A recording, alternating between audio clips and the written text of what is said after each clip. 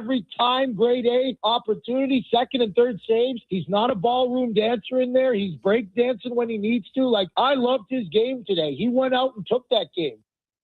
And there were multiple opportunities for members of our listening audience who may not have had the luxury to see the game where they had just opportunity right in front of the goal. Yep. Wide open. Jonathan Taves, he was in the slot, and McDavid on a cross. And sometimes the puck just has to bounce your way.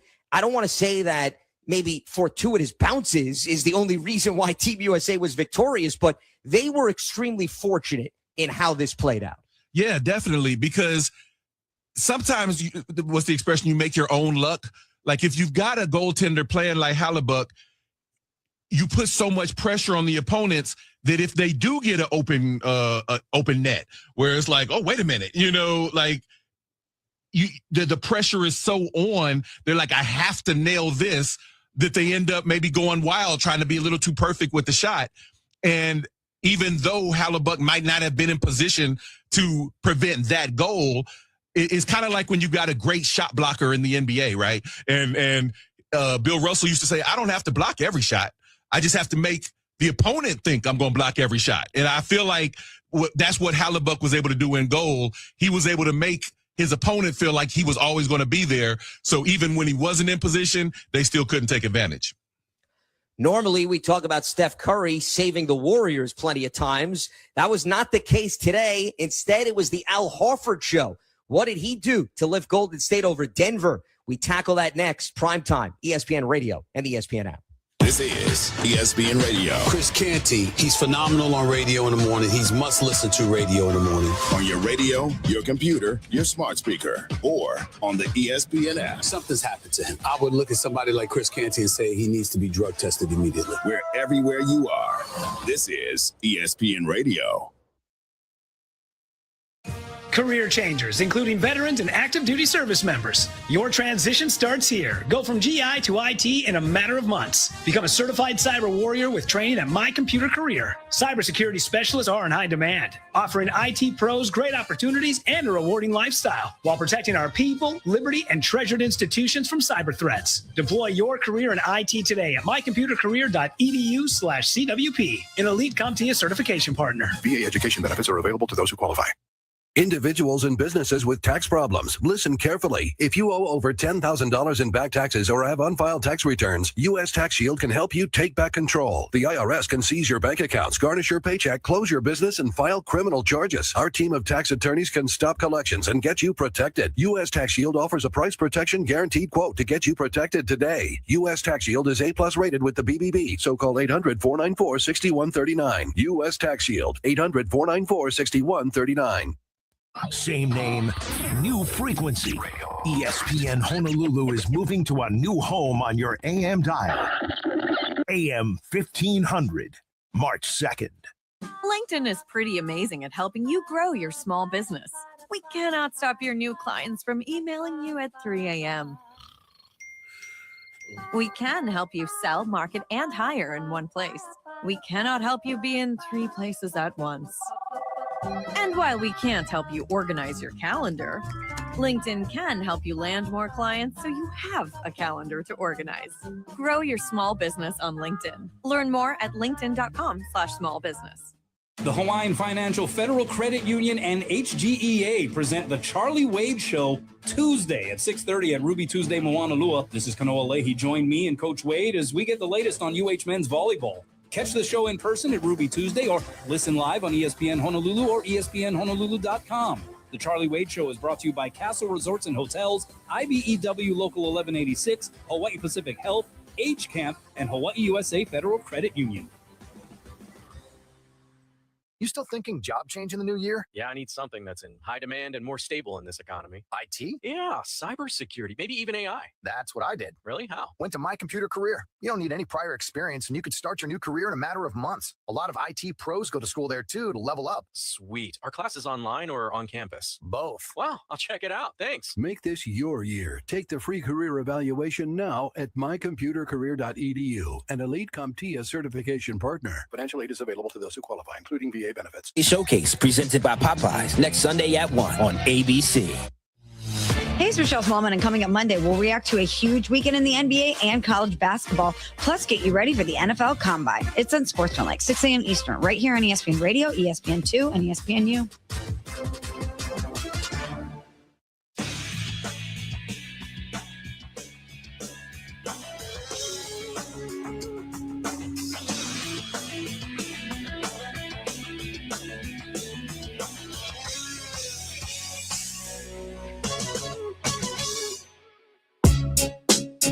State 128, Denver 117. Golden State's 30-27, and Denver falls to 36-22 and 1-3 on this 4-game trip on the West Coast. What just happened here? The first half was unbelievable. They came back down to earth and almost won the game twice.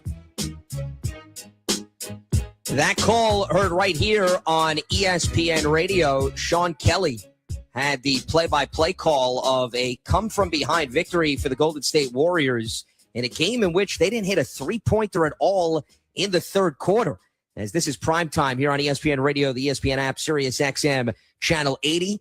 Lance Meadow, Andre Snellings with you as we take you up till 10 p.m. Eastern. And we are now joined by the man that was on that call, Sean Kelly. And, Sean, I want to start with the numbers because they don't necessarily always jump off the page for good reason. For the Golden State Warriors, could not buy a bucket from long range in the third quarter. Jokic puts up a triple-double.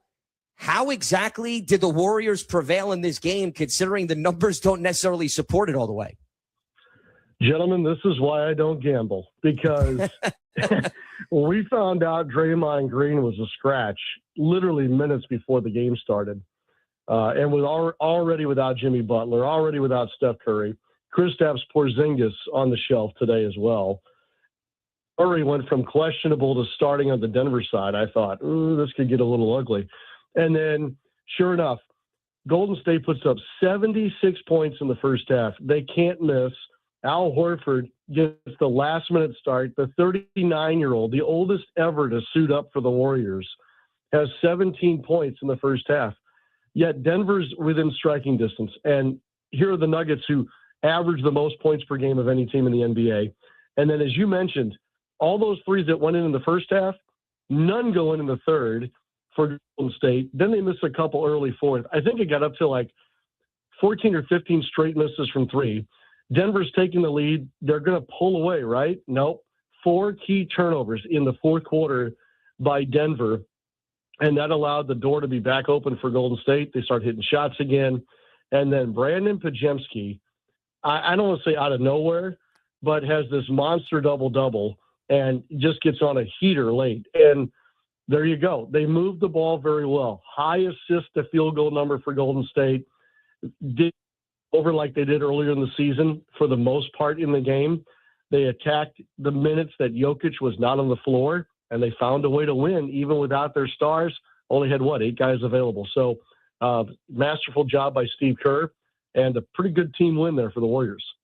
So, yeah, it was an excellent win for the Warriors. But, Sean, I actually want to ask about the Nuggets, right? Like, because if you look at the standings, this game should have been more important to the Nuggets than it was to the Warriors, who, as you mentioned, only had 8 players and were missing their 3 best players. But the Warriors were able to win this game. And now Jokic was a monster like usual. But should I take away anything from today's game to kind of concern me about the Nuggets moving forward?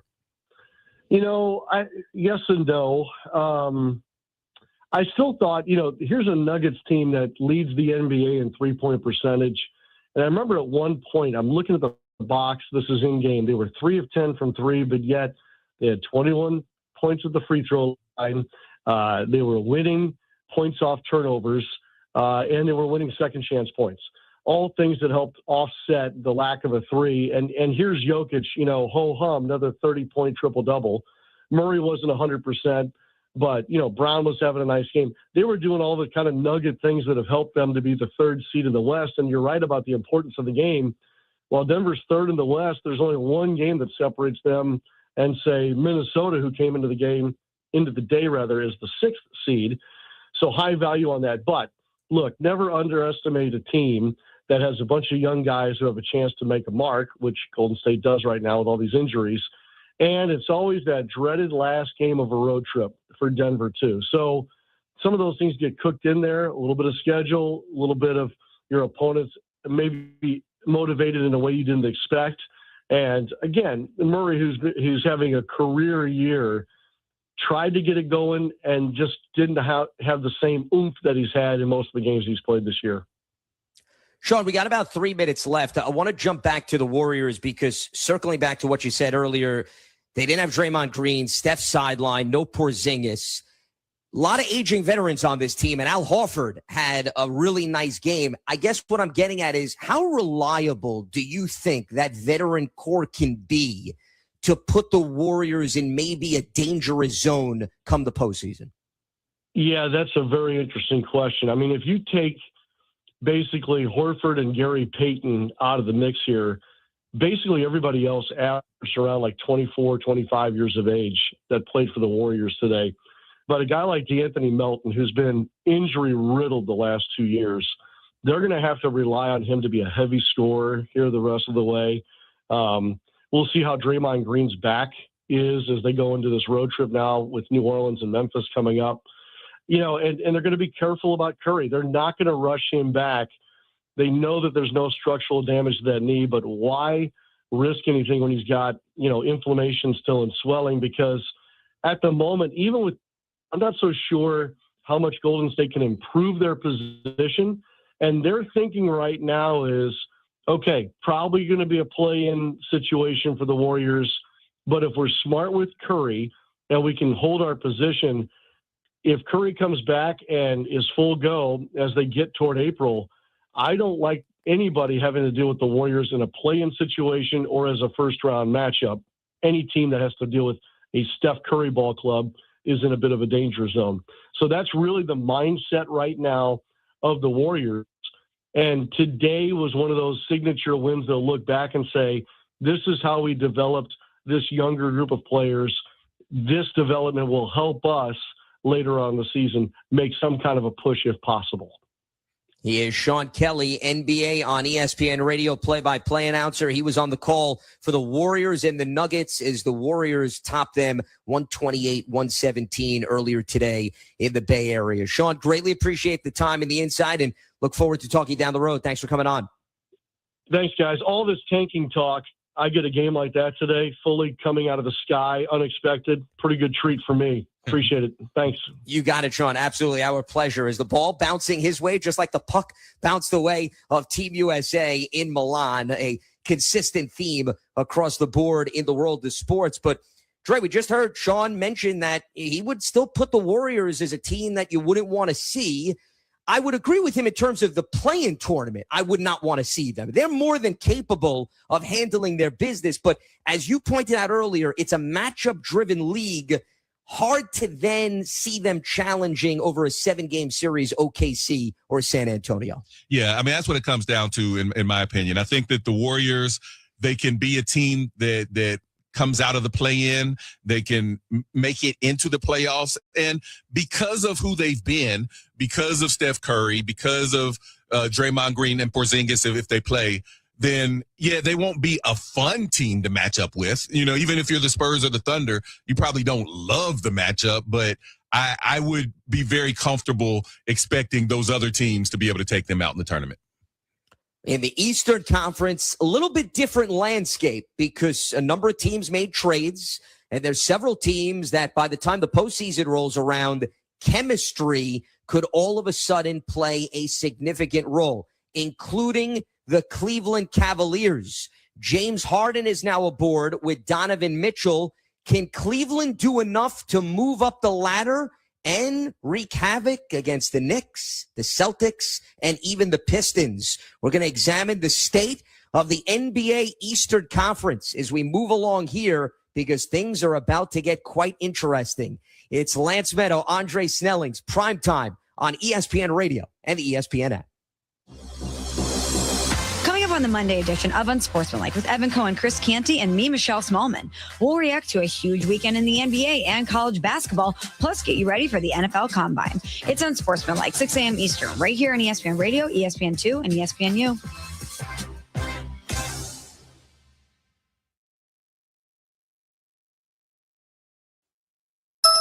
We expect our information in real time.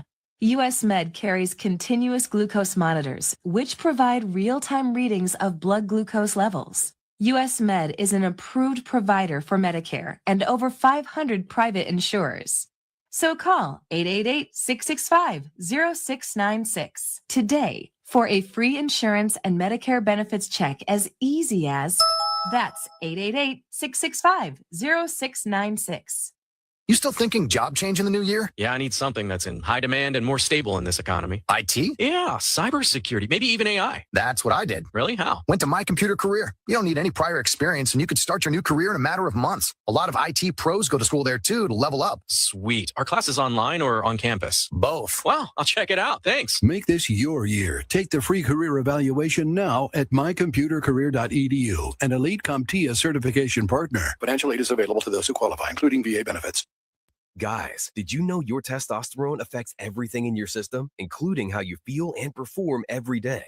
Right now, Revive Men's Health Honolulu will check your testosterone for free. Knowing your T levels is the first step in understanding if you have low T. Your testosterone level impacts your energy, libido, sleep, weight, hair loss, mood, and even ED. Maintaining an appropriate T level can change your whole life. Most men start to see changes in their hormone levels in their 30s. Experience and results matter. So what are you waiting for? Get your T levels checked today by local, experienced, and trusted men's health experts. They've helped thousands of men since 2011. They're so confident they can help you, they even guarantee it.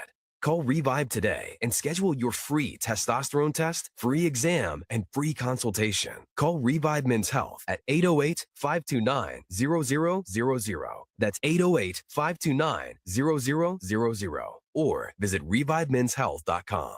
ESPN Honolulu is moving to AM 1500, March 2nd. University of Hawaii Baseball on ESPN Honolulu. Presented by Sports Stand Sporting Goods. It's not just sporting goods, it's a way of life. Brought to you in part by Castle Resorts and Hotels, Hardware Hawaii, Malona, Waiakea Water, Hawaii Pacific Health, HGEA, the Hawaii Building and Construction Trades Council, the Hawaii Ford Dealers, Lex Brody's Tire Company, Dial Electric Supply, Honolulu Burger Company, Hawaii USA Federal Credit Union, Hele, IBEW Local 1186, HCAMP, the Hawaii Concussion Awareness Management Program, Spectrum, Young's Fish Market and Fort Ruger Market, IU Pat DC50, Fantastic Sam's Cut and Color, Napa Auto Parts, Wildlife Plumbing and Construction, and Abbey Carpet and Floor. Well, we said let's play 2 at about 10:35 this morning, and if you're the University of Hawaii, you're kind of thinking, thank goodness we've got 2, because game 1 was a little rough for the Rainbow Warriors, a 13-3 loss, 7 innings just a little while ago. Game number 2 coming up here in just a couple of minutes at Les Murakami Stadium. Scott Robbs, Josh Pacheco, great to be with you. Wichita State had that 11-run third inning in game number 1. And outside of, hey, some guys playing for the first time and getting some hits and seeing some decent work from guys like Derek Valdez out of the bullpen, outside of that, that was as rough as we have seen for UH here early. Well, you brought it up. It was one really, really bad inning. The third inning, 11 runs came across, and that was really the ball game. After that, I guess you could say it was competitive, but of course it was different because you're down by 11 if you're Hawaii. You erase that, you flush it. They were due to have one really bad game, I guess, and you hope they got it out of their system. And, you know, a win here tonight or this afternoon, they take 3 out of 4. They won their first 2 series. All is good. Changes your mindset about everything. Absolutely. Lineups have been exchanged. Wichita State's, they kept their same uniforms from game number 1. Hawaii, after losing by 10, decided, you know what, we need to change things up. the lineup a little bit, the uniforms a lot of bit. Hawaii was wearing pinstripes in game one. They go kind of that, I don't want to call that white, but I think this is more the cream colored-ish uniforms with the Hawaii across the chest, numbers and letters in green with the green caps, the orange bill. We'll give you Hawaii defensively in a moment, as here's the Wichita State batting order for Brian Green. The Shockers at 5-2 here on the year. Jaden Gustafson will lead off in left field. Alex Uloa, who had a great game one. He had a great third inning. Yeah. 3 doubles, 6 RBI in that game. Uloa hitting second at shortstop. Jason Jones, the third baseman, bats third. Hitting cleanup, Owen Washburn. He is the designated hitter. The number 5 hitter is first baseman Nolan Ganter. Josh Wolfert in right field will hit 6th. Catching and batting 7th is Max Calfert. Anthony Cepeda will bat 8th. He's in center field. And Drew Bugner will hit 9th for Wichita State. Brody Martin Grudzielanek, the Hawaii pitcher here for the finale, did not get a result in the first game last weekend. A 2.25 earned run average in 4 innings. 3 strikeouts to a walk. Had a wild pitch in there. Did have to deal with a little bit of the elements when he made his Hawaii debut. But we were talking before the game with Hawaii coach Rich Hill. There is upside for this young man, and we'll see how much that comes to fruition as we go. I don't think it's just upside. I think he has the highest upside of any pitcher on this staff. This kid's going to be lights out.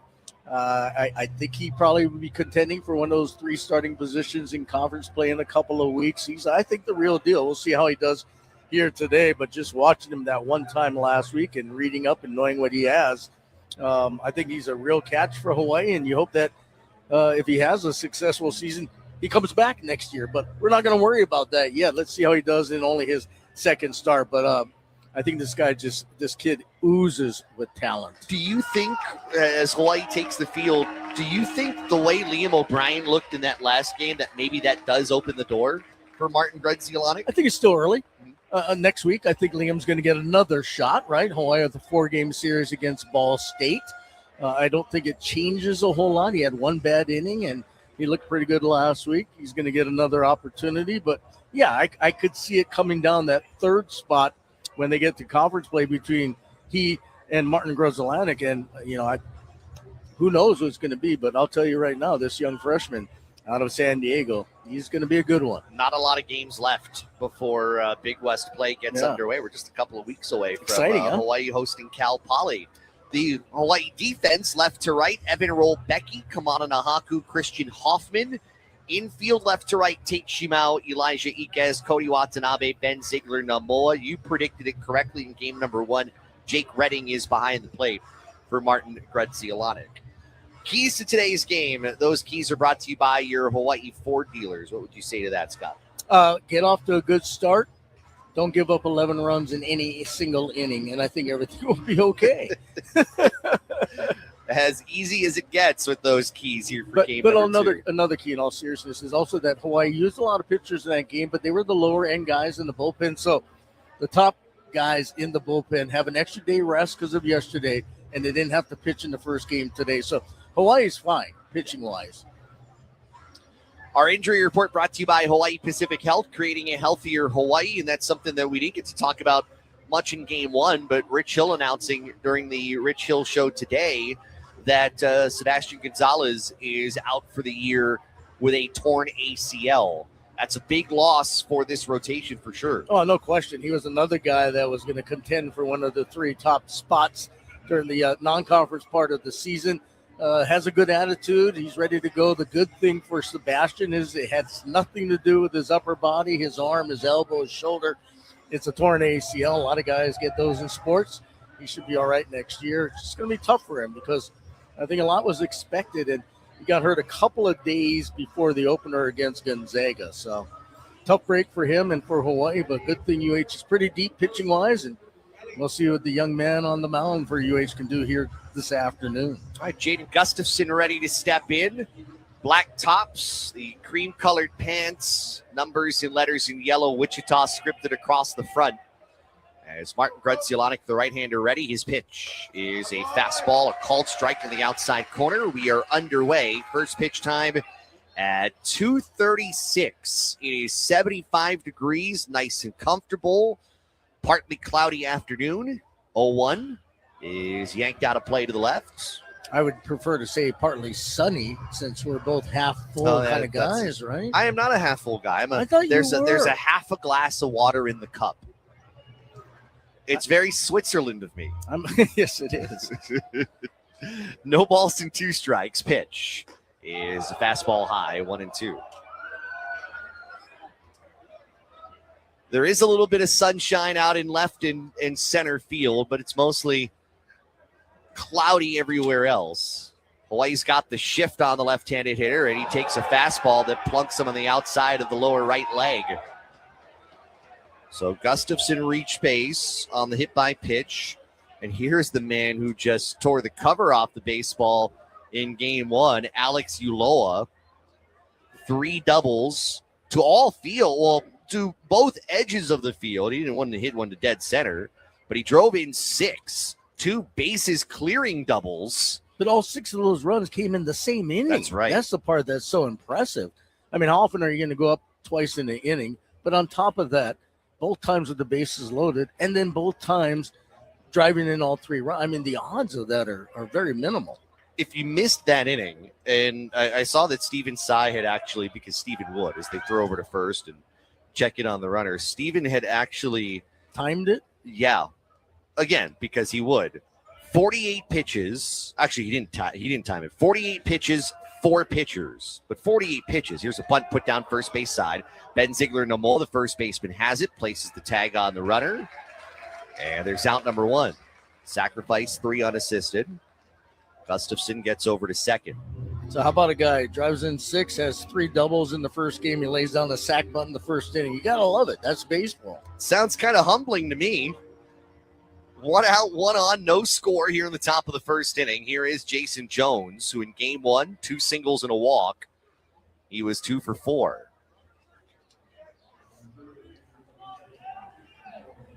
Wichita State trying to earn what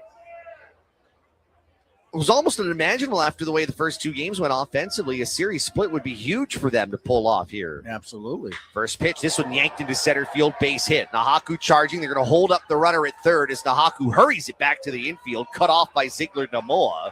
Great job by Kamana in the outfield. Runners now at the corners with 1 out, but that was sharply struck to center. And that was a really good job by Kamana because I just assumed the runner would come around third and score, typical base hit to center field, but Nahaku played it well. Third base coach saw that, and he held up the runner. Yeah, Marty Lee's the assistant coaches over at third. Colin Wilbur, another assistant coach at first. Big moment here for the freshman facing Owen Washburn. 2 on, 1 out, no score, top 1. Washburn had a fielder's choice E4 RBI and a sac fly RBI. Was 0 for 4. Takes low and outside, ball 1. You made a great point, though, when talking about the keys to this one. Hawaii's top line of its bullpen is ready to go if needed. One of the benefits of having the day off yesterday due to the rain. But you don't want them to come in the first inning. 1-0. That's a changeup taken for a strike on the outer half of the plate. Perfect situation. You get Martin Grudzielanek go through 6 innings, and then you go through Tommy, Soto, and then Alkire maybe? Yeah. Like they did on Friday night. Maybe. 1-1. Fastball. Yanked back foul. 1 ball, 2 strikes, 1 out. And you still got, they're high on Grant Garvin. He's back there. We were told we might see Jack Berg today. So there are arms aplenty out of this bullpen. 1 ball, 2 strikes. Runners at the corners. Pitch from Martin Grudzielanek is yanked back, same spot, foul. Gustafson was hit by a pitch. He's at third. Jones is over at first. Wichita State's 5-2 mark. They had the sweep of Northern Colorado at home last weekend. Lost the first 2 games of the series, 7-6 and 4-2, before winning 13-3 earlier today. Trade winds now blowing left to right. 1-2. Bounces in front of home plate. Catcher Redding blocks it. It goes to his left. It'll be a wild pitch. The only fortunate thing about that is that the runner at third stays put. But Jones gets over to second base, and the double play is off the table. Yeah, that's what I was just going to say. If you're hoping for an inning-ending double play, more than likely it won't happen now. Right fielder Hoffman in a step or two in case you might have to make a throw home. Grzelcyk looking for the strikeout right here. Swing and a bouncer right side. Second baseman Watanabe charges. Underhands to first for the only play he can make for out number one. Washburn grounds out, but Gustafson comes in to score from third. It is 1-0 Wichita State as Jones moves over to third, now with 2 out. And that wild pitch does make it a little costly for Hawaii. I don't know if they would have turned 2 because that wasn't a real hard hit bouncing ball to second, but the potential was there. Would have been there. Yeah, 2 out, 1 on. Here's Nolan Ganter, the first baseman. 2 for 4 with 2 RBI in game 1. Righty versus righty matchup. Ganter looks at a fastball right down Vineyard for a strike, 0-1.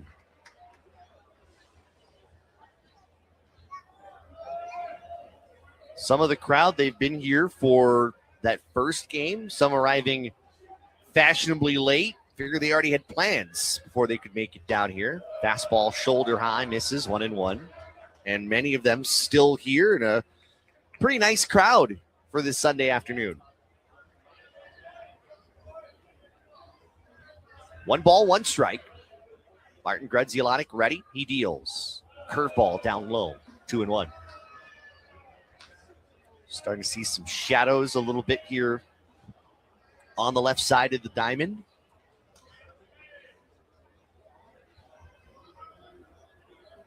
The right-hander taps his left foot down twice, sets and delivers. Fastball popped up, right side of the diamond, foul territory. Ziegler Namoa looking up. First baseman makes the catch. And that retires Wichita State here in the top of the first. But 1 run does come in on 1 hit. There were no errors and a base runner left. We will go to the last of inning number 1. It's Wichita State 1 and Hawaii coming to the plate. You're listening to Hawaii Baseball on ESPN Honolulu. I'm Hal. I'm Jerry. I'm K-Hal. We got your lumber. We've got your hardware. Bring your lumber list. Email us your list. Bring me your blueprint. We've got you covered. Get a quote from us. Ita-utilista nyo kanya. Get a quote from us. Get a quote from us. We've got you covered. We love our customers. Go where the contractors go. Hardware Hawaii. Contractor's choice. Did you know emotional symptoms are common after a concussion? Anxiety, sadness, irritability? These feelings can make everyday life harder after a head injury. And if you've had emotional struggles before, recovery could take even longer. That's why it's so important to recognize and understand these symptoms are a normal part of healing. If you need help, contact a medical professional. Learn more at hawaiiconcussion.com. This message was brought to you by Hawaii Concussion Awareness Management Program, HCAM. Rainbow Warrior Baseball on ESPN Honolulu. Go to the bottom of the first inning. Wichita State scores a run in the top half on a ground out. Hawaii coming to the plate. Their lineup's in a moment. But first, Hawaii Baseball on ESPN Honolulu, brought to you by Fantastic Sam's Cut and Color. Left-hander Reese Cordham on the mound. We'll give you his defensive alignment shortly, and we'll tell you about the lefty. But first, we dial up Hawaii's batting order, brought to you by Dial Electric Supply. They see the light. A few changes at the top of the lineup. Kamana Nahaku hitting leadoff in center field, followed by first baseman Ben Ziegler Namoa. The shortstop hitting third is Elijah Iquez. Catching and cleaning up is Jake Redding. Batting fifth at third base is Tate Shimao. Left fielder Evan Rolbecki makes his first appearance today. He's hitting sixth. Cody Watanabe at second base, batting seventh, hitting eighth. The designated hitter, Mana Lau Kong. And Christian Hoffman, one of 2 players to play the entire game in game number 1. Hoffman's in right field, batting ninth. Reese Cordham, 1-0 record with a spotless ERA, 4 innings, 5 strikeouts, 2 walks, a whip of 1.5. Went 4 innings against Northern Colorado, no runs on 4 hits, 5 strikeouts, and 2 walks.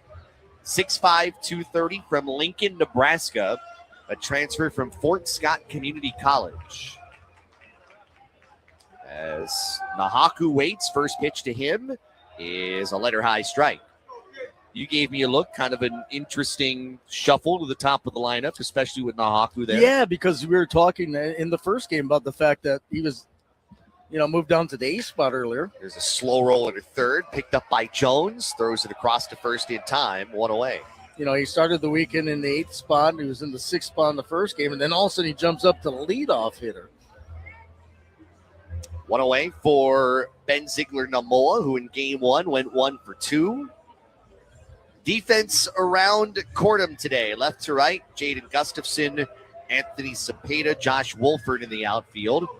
Around the horn, third to first, Jason Jones, Alex Uloa, Drew Bugner, and Nolan Ganter. Catching is Max Kalfer.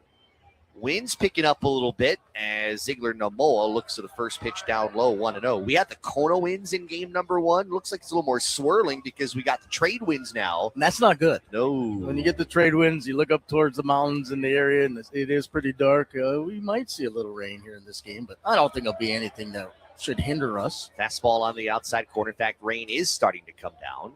1 ball and 1 strike. Not heavy, clearly, but just there is water falling from the sky. Yeah, I was going to say, that's not rain. That's just light mist. 1-1 is line back foul.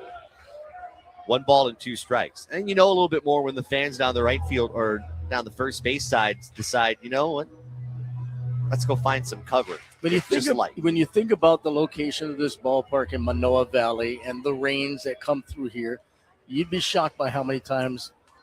1-2 slider on the inside corner, strike 3. That had some filthy movement over the inside corner. Ziegler-Namoa, a few words with the home plate umpire as he walks away, and there's out number 2. I think he was asking him, was that a strike or where was it at? Because that was a really good pitch.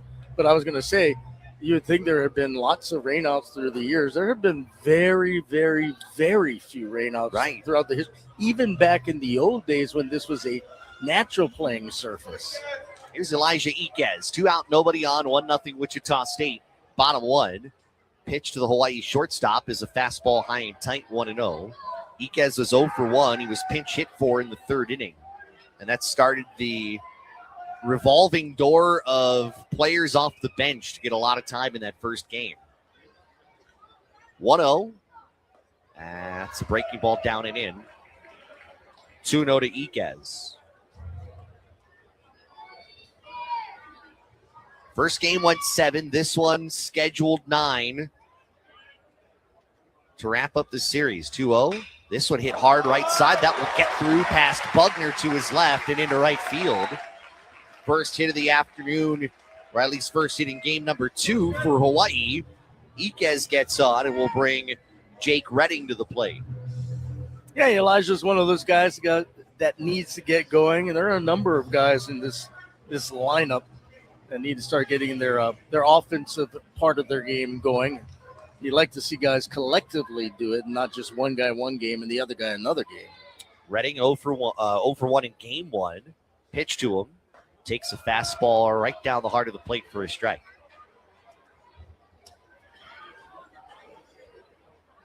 Four RBI coming into today's doubleheader for Redding. 0-1. Cordham ready. The lefty's pitch. And Redding takes low and inside at his feet. 1 ball, 1 strike. Hawaii will have a couple of days, 3 to be exact, and then Ball State comes into town Thursday through Sunday. 1-1, pitch to the plate. This one is hit in the air, foul down the right field side, and that will go beyond the seats. That'll make it 1-2. Yeah, I'm always excited to see a program that we haven't seen here before, and I don't ever remember Hawaii playing Ball State. I believe it is the first meeting between those two programs, and a rare MAC opponent as well. 1-2, runner goes. Pitch is muscle back foul. Trying to show you something on my app here. I see a picture of you and your wife kissing. That's not bad. The lightning alert. Oh, Yeah, okay. we just got a lightning alert. But that doesn't somewhere mean in it's the here. vicinity. Yeah, Well, no, but on the island. right. It could be anywhere. As long as it's not near here. 1 ball, 2 strikes. But that would cause a delay. That would. Cordham looks at first. His pitch. Check swing. Did he go? Yes, he did on appeal. First base umpire Trey Plummer says he went around, and the inning is over. No runs on a hit, and 1 left. We'll head to the second. 1-0 Wichita State. This is Hawaii Baseball on ESPN Honolulu. Aloha from Waiakea. As a proud corporate sponsor of University of Hawaii Athletics, we're committed to keeping our athletes and fans hydrated with delicious volcanic water straight from the Big Island. Rooted in Hawaiian values, we believe in honoring the Aina, land, supporting our community, and living with aloha in everything we do. You can find us at most stores across the islands or learn more at waiakea.com. Live aloha, drink Waiakea. Aloha, my name is Gino Sequena, Executive Director of the Hawaii Building and Construction Trades Council, an organization that has served Hawaii for over 6 decades. We are one big ohana of the top 15 construction trade unions in Hawaii, and it's highly likely that you, your friends, or family members are employed by one of our trades. No matter where you go in Hawaii, you're bound to see one of the projects or communities we have helped build and sustain. Mahalo to all of you for your support to help us in working together to build a better tomorrow. Rainbow Warrior Baseball on ESPN Honolulu. Go to the second inning. 1-0 Wichita State leading Hawaii. As Brody Martin Grudzielatic back out for his second inning of work. Gave up a run on a ground ball out. Did have a hit batsman in that top of the first inning. We know some areas on the island are seeing a little more rain, we're told. East Honolulu. Yeah, I'm getting text from our buddy Sam Spangler. He sent me Sammy? he sent me a video of waterfalls off Cocoa Head, which is really rare. Yeah. I'm assuming, and we just looked at the Doppler, you and I, that that lightning is probably over there on the eastern part of the island. Yeah, we get alerts from KHON2 News' app. The last one, lightning alert, additional lightning detected 50% plus closer. Well, I'm not going to worry about it yeah. because there's nothing we can do about it. That's correct. No We just- sign of rain or lightning right now. We just watch baseball. They play it. Josh Wolfert in the right-handed batter's box. Pitch to him is a fastball up and inside. 1 ball, no strikes. Wolfert in game 1, 2 for 3. A couple of runs driven in. A couple of runs scored.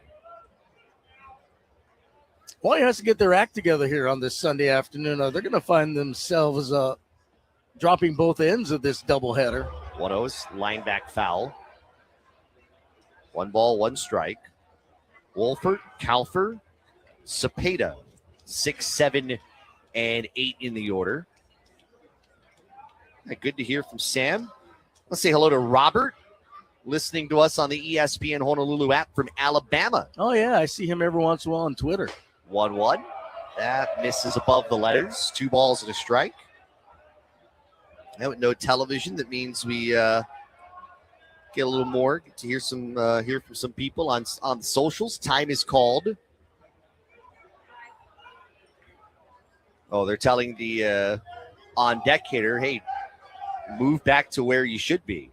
We've seen that a few times. Yeah, because there's no on deck mark on the field. Like back in the day, you'd have that circle or whatever for your on deck. So these guys, they try to peek on the pitcher, moving more and more behind home plate while they're quote unquote on the 2 and fastball snaps over for a strike. 2-2. I think that's my only gripe. I think every field should have an indent or at least a pad of an on deck circle. And something that recognizes that's where the on deck circle is, because it's also for their safety as well. Yeah.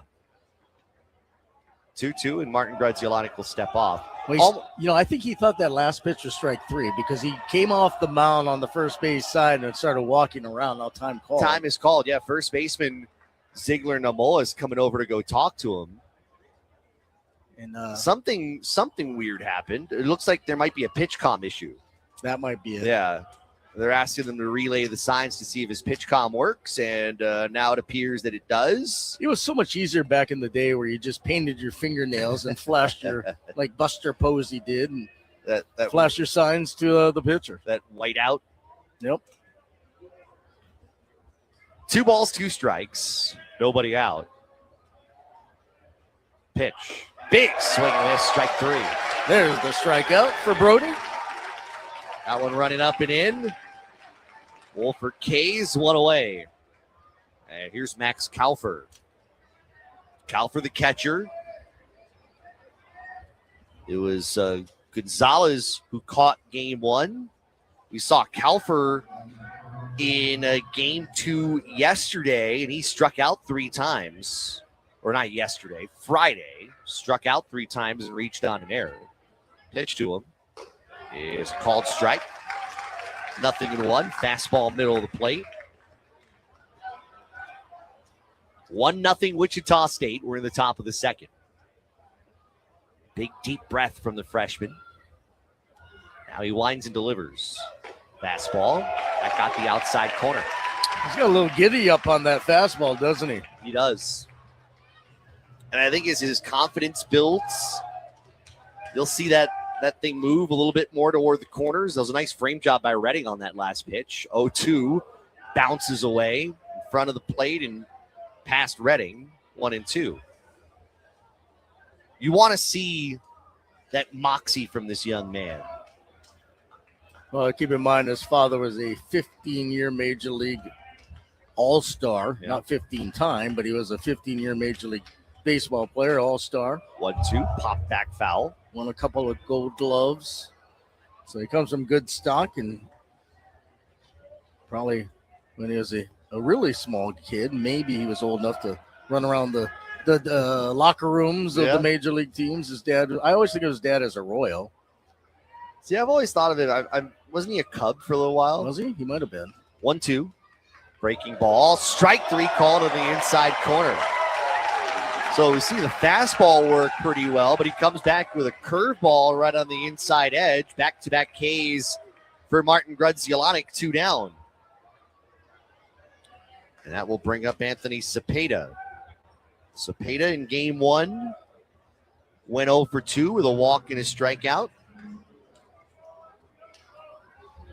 Shockers leading 1-0 here in the top of inning number 2. Pitch to the left-handed hitter. I'm sorry, his dad played for strike. 6 different teams. Would you like to name them? Once I find them. His father's in the National Polish American Sports Hall of Fame. Oh, no kidding. Yeah, I didn't know that. 0-1. Next pitch. Swing, and that one sliced back foul. 0-2. I mean, I didn't know that he was in there, but I also didn't know there was a Polish American Sports Hall of Fame. You and me both. Yeah, I didn't know that. Martin Grudzielanek, a strike away from a nice bounce back from that run allowed in the first. Right, he winds, kicks, and delivers. Fastball just a tad high. Well, his dad's last year was 2010 with the Indians, so definitely I'm sure Brody got a chance to run around the locker room. His dad started off with the Expos. Remember them? I do remember that. Old Olympic Stadium. Expos, Dodgers, Cubs, Cardinals, Royals, and Indians. 1-2. Ooh, just low. 2 balls and 2 strikes. Troy Hodak behind the plate. You could see Redding try to bring that glove back up. Looked like it was just a little obvious. 2 balls, 2 strikes. Pitch from Martin Grudzielanek. Check swing. He went around. And it didn't matter because that pitch was still over the inside corner of the plate. And Brody Martin Grudzielanek strikes out the side. We will head to the bottom of inning number 2. It is 1-0 Wichita State. This is Hawaii Baseball on ESPN Honolulu. Looking for a checking account that actually rewards you? Open an eLife or Kasasa Cashback checking account with Hawaii USA Federal Credit Union. Set up direct deposit and get $100. Already a member? Refer friends. They'll get $100 when they join, and you'll earn $50 for every successful referral. It's easy, rewarding, but only for a limited time. Visit hawaiiusafcu.com/welcome gift for details or stop by any branch. Hawaii USA Federal Credit Union. Life matters. Insured by NCUA. While Hawaii's public employees were hard at work, politicians in Washington handed billionaires massive tax breaks. Now Hawaii lawmakers may need to cut essential public services to cover the shortfall. That could mean inadequate food safety protections, fewer health services, and weakened public safety. When Hawaii calls, who will be there to answer? Tell your lawmakers, protect Hawaii's vital public services. A message from HGEA. Aloha, this is Stan Mahilona from Sports Stan. You're listening to University of Hawaii Baseball on ESPN Honolulu. 1-0 Wichita State as we go to the last of the second. Let's pause 10 seconds for station ID. This is Hawaii Baseball on ESPN Honolulu, presented by Sports Stand Sporting Goods. ESPN Honolulu is Hawaii's sports leader. KKEA Honolulu, 1420 AM and 92.7 FM. Part of the IO family of companies. 1 run, 1 hit, no errors for Wichita State. No runs, 1 hit, no errors for Hawaii. With Scott Robbs, I'm Josh Pacheco here in the Robbs Leahy press box. Great to be with you here on this Sunday afternoon. Hawaii Baseball brought to you by Waiakea Hawaiian Volcanic Beverages, naturally alkaline and always refreshing. Find us at a Times or Foodland near you or visit waiakea.com. Hawaii will have Shimao, Rolbecki, and Watanabe, 5, 6, and 7 against the lefty Reese Cordum, who struck out 2 and allowed a single in the last of the first inning. Cordum off the extreme third base side of the rubber, issues a fastball waist high for a strike.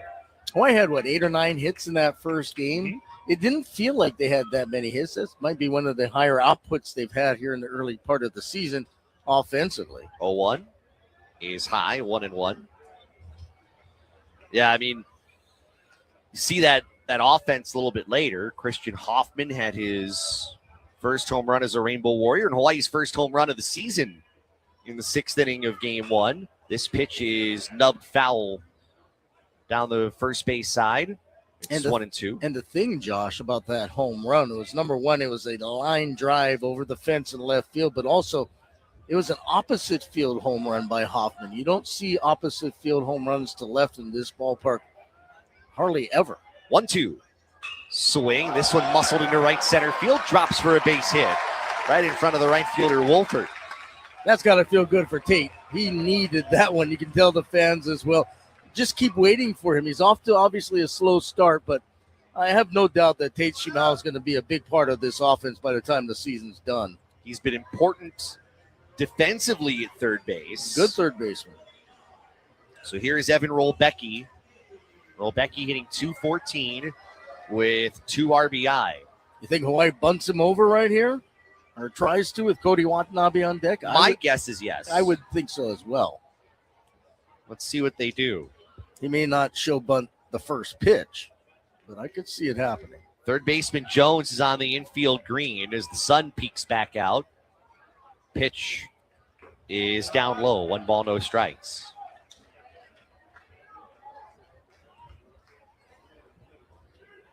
Yeah, for Shimao, get that average up now to 125.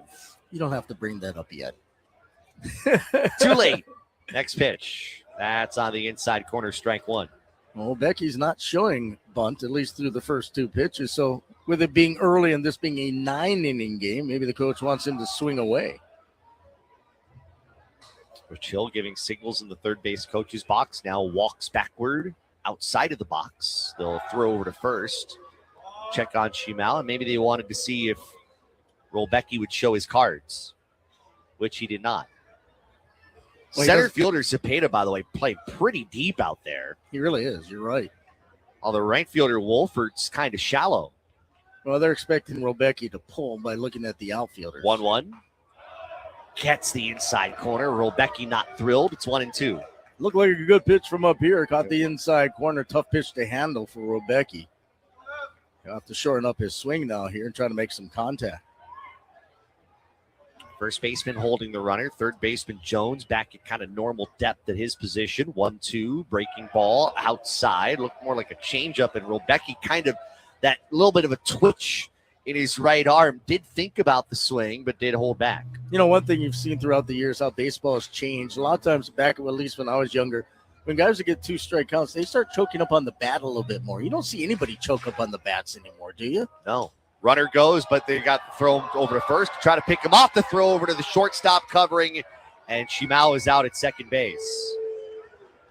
1 away. That's going to go 1-3-6. Caught stealing. Hawaii has not run the bases well here today in either game, at least so far. They had some base running blunders early in that first game, and that was a disappointing effort right there. Yeah, and those are base running blunders before the 11 innings. Yes, or 11-run third.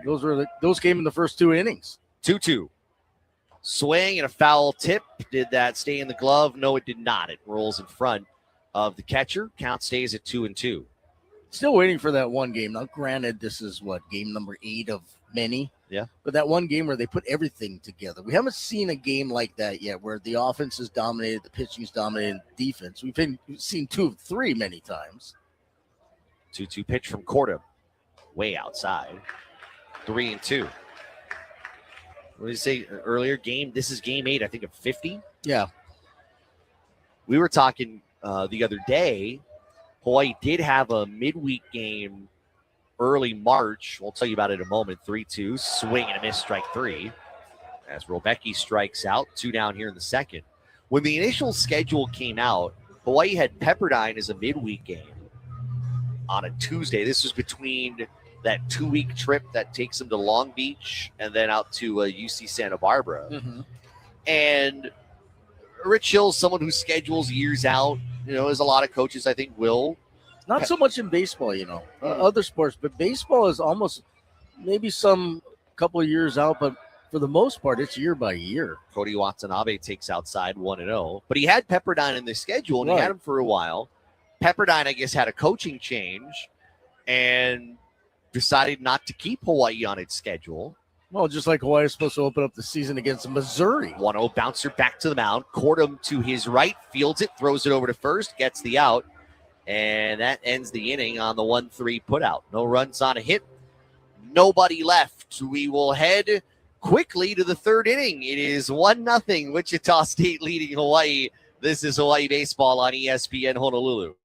You make family life look good. You balance a busy schedule and a budget. For you, a real look needs to be really convenient. So come to Fantastic Sam's Cut and Color and bring the kids. Our stylists can give you the hairstyles you want at an unbeatable value. And our happiness promise means your hairstyle happiness is guaranteed. Visit today. We'll get your family ready for tomorrow. Real salon experiences, real savings, real fantastic. Fantastic Sam's.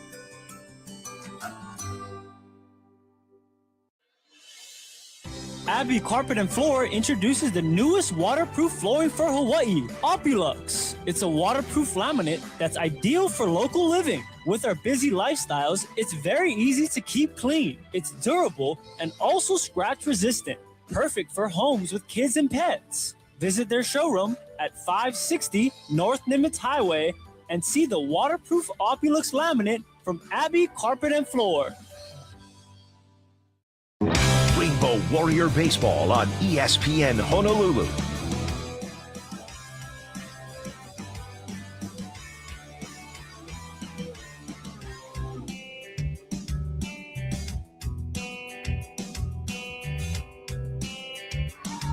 Go to the third inning. It is 1-0 Wichita State leading Hawaii. Hawaii Baseball is brought to you by IBEW Local 1186, lighting your path to the future. Lone run in this game came in the top of the first inning. Owen Washburn's RBI ground out to second, and that is held so far. But I'll tell you what I liked was Brody's response in the second inning. After giving up that run in the first, he came back, struck out the side. Yes, he did.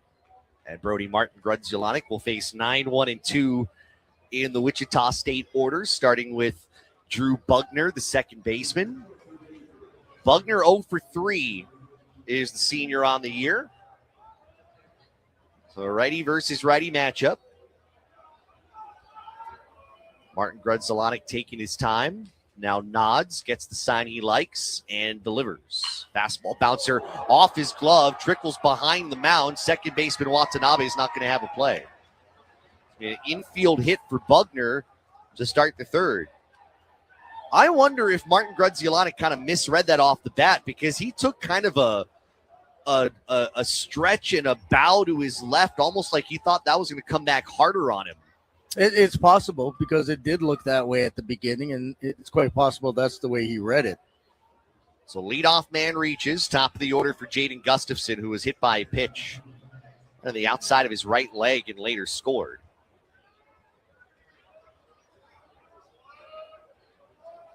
And time is called. They're going to call a pitch clock violation. Yeah, they are. They're going to call a pitch clock violation of Martin Grudzielanek.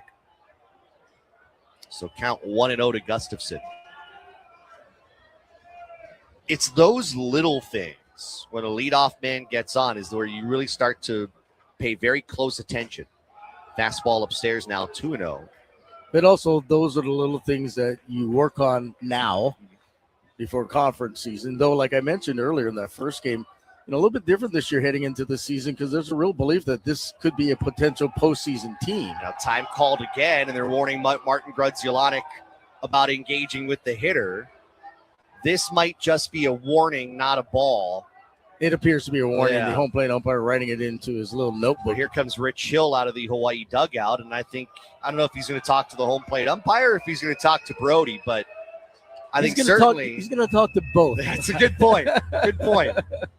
But I think there's got to be a little concern to see that back-to-back. And also, you're more of a doomsdayer than I am when it comes to the weather. Yeah. But we were mentioning the Hawaii Kasai was getting pounded, and we've got some pretty dark clouds rolling in from the east right now. Just a light sprinkle right now. And yes, the coach will go out and have a couple of words with the home plate umpire now out to the mound. I don't know if Rich is probably as good a shape as anybody his age. I don't know if he wears one of those little watches that marks your steps. Oh, well, he's got like one of those Apple watches, so Okay. it definitely does. Well, but I don't know if he syncs it to his phone. Well, I don't know either, but my point is if he looks at it after today's game, he won't have to go work out because he's been out there a lot. More so, obviously, in that first game, Hawaii lost 13-3. So Rich Hill's now talking to the home plate umpire once again. That's why he went out there. Yeah, and also now talking to the third base umpire. And now Trey Plummer, who's the umpire at first, doesn't want to be left out, so he's going to walk over too. And we're going to have a grand total of 10 people on the mound. And they all fit. They all do, with space to spare. And now Coach Hill will continue the conversation with the rest of his guys. Hey, while we have a moment, you got in a little bit of trouble in game one. I did? Yeah. The power of radio, and you never know who's listening, right? That's so there was true. a foul ball out toward the left. That's right. And as a Coach Hill now still talking to the home plate umpire as the meeting's over.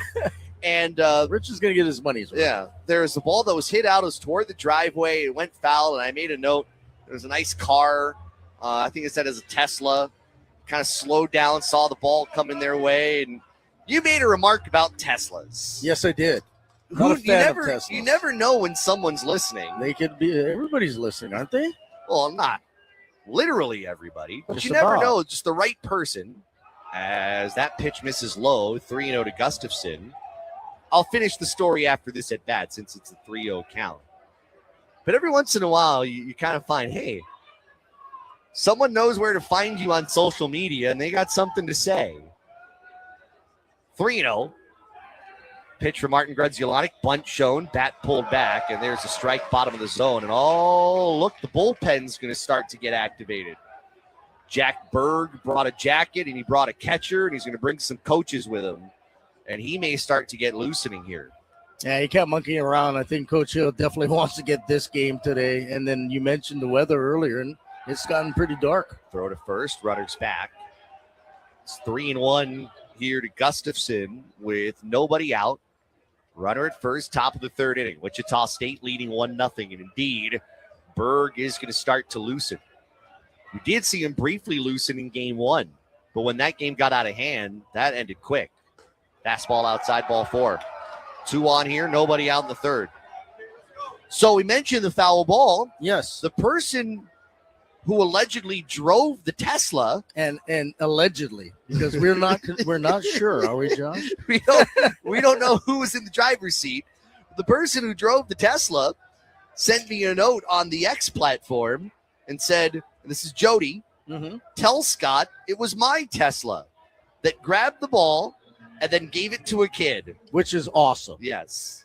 And I then- just mentioned that I'm not a fan of Teslas. Yeah. She just said, still want to know what's... I'm a fan of electric vehicles, just not Teslas. 2 on, nobody out. Pitch to Uloa, bunt shown, pulled back, and as the corner infielders crash it, it's down low. And I have ridden in a couple of different Teslas. I have I'm as just well. not a fan of them. Yeah. They can have goofy windshields that come up to the roof and all kind of stuff. I'm just not a fan of the Tesla. Jody did ask the question, still want to know what's wrong with Teslas, but you have answered the question, so we can now put that There to you bed. go. Bunt shown again by Uloa. Pitch down, a curveball, and it's bounced foul back. I also don't like the founder. That might be the main reason. Did not think you were going to say that. I'm just being honest. Count 1-1. 1-0 Wichita State. We're in the top of the third. But I do like the fact that it affects the environment. I am pro-environment, 100%. Uloa, that pink barrel of the bat showing forward once again. Brings the bat back, swings and bounces in the middle of the diamond under the glove of Iquez and into center field. It scores Bugner from third, or from second. Going over to third is Gustafson. It's 2-0 Wichita State on that drawn-in infield. Iquez thought he had a play, could have turned 2. Instead, he turned 0. And Wichita State threatening. The threat continues with nobody out. Well, it'll be an E6 charge to Iquez. You can still give the RBI to Uloa because there's less than 2 outs. That runner would have came in and scored regardless. And so Uloa gets an RBI already here out of the chute here in the second game after 6 in the first. And here's Jason Jones, singled back in inning number 1. 2-0 Shockers, top 3. Pitch to Jones. Breaking ball, driven in the air out to center. Moving back is Nahaku, now settles, reaches up, makes the catch. Gustafson tagging from third, scores easily. And Wichita State extends its lead. 3-0 now in the visitors' half of the third. This third inning, or the third inning today in general, has been pretty good to Wichita State. They've scored 13 runs in the combined 2-3 innings we have had today. And we're still going in the third inning. And out comes the catcher Redding to go talk to his freshman. I would imagine to allow Berg get a little more time in the bullpen. To your point, by the way, I don't think they gave the RBI because Bugner scored from second. Oh, he scored from second. Yeah. Okay. So no RBI on the play. That's true. There would not be an RBI on that.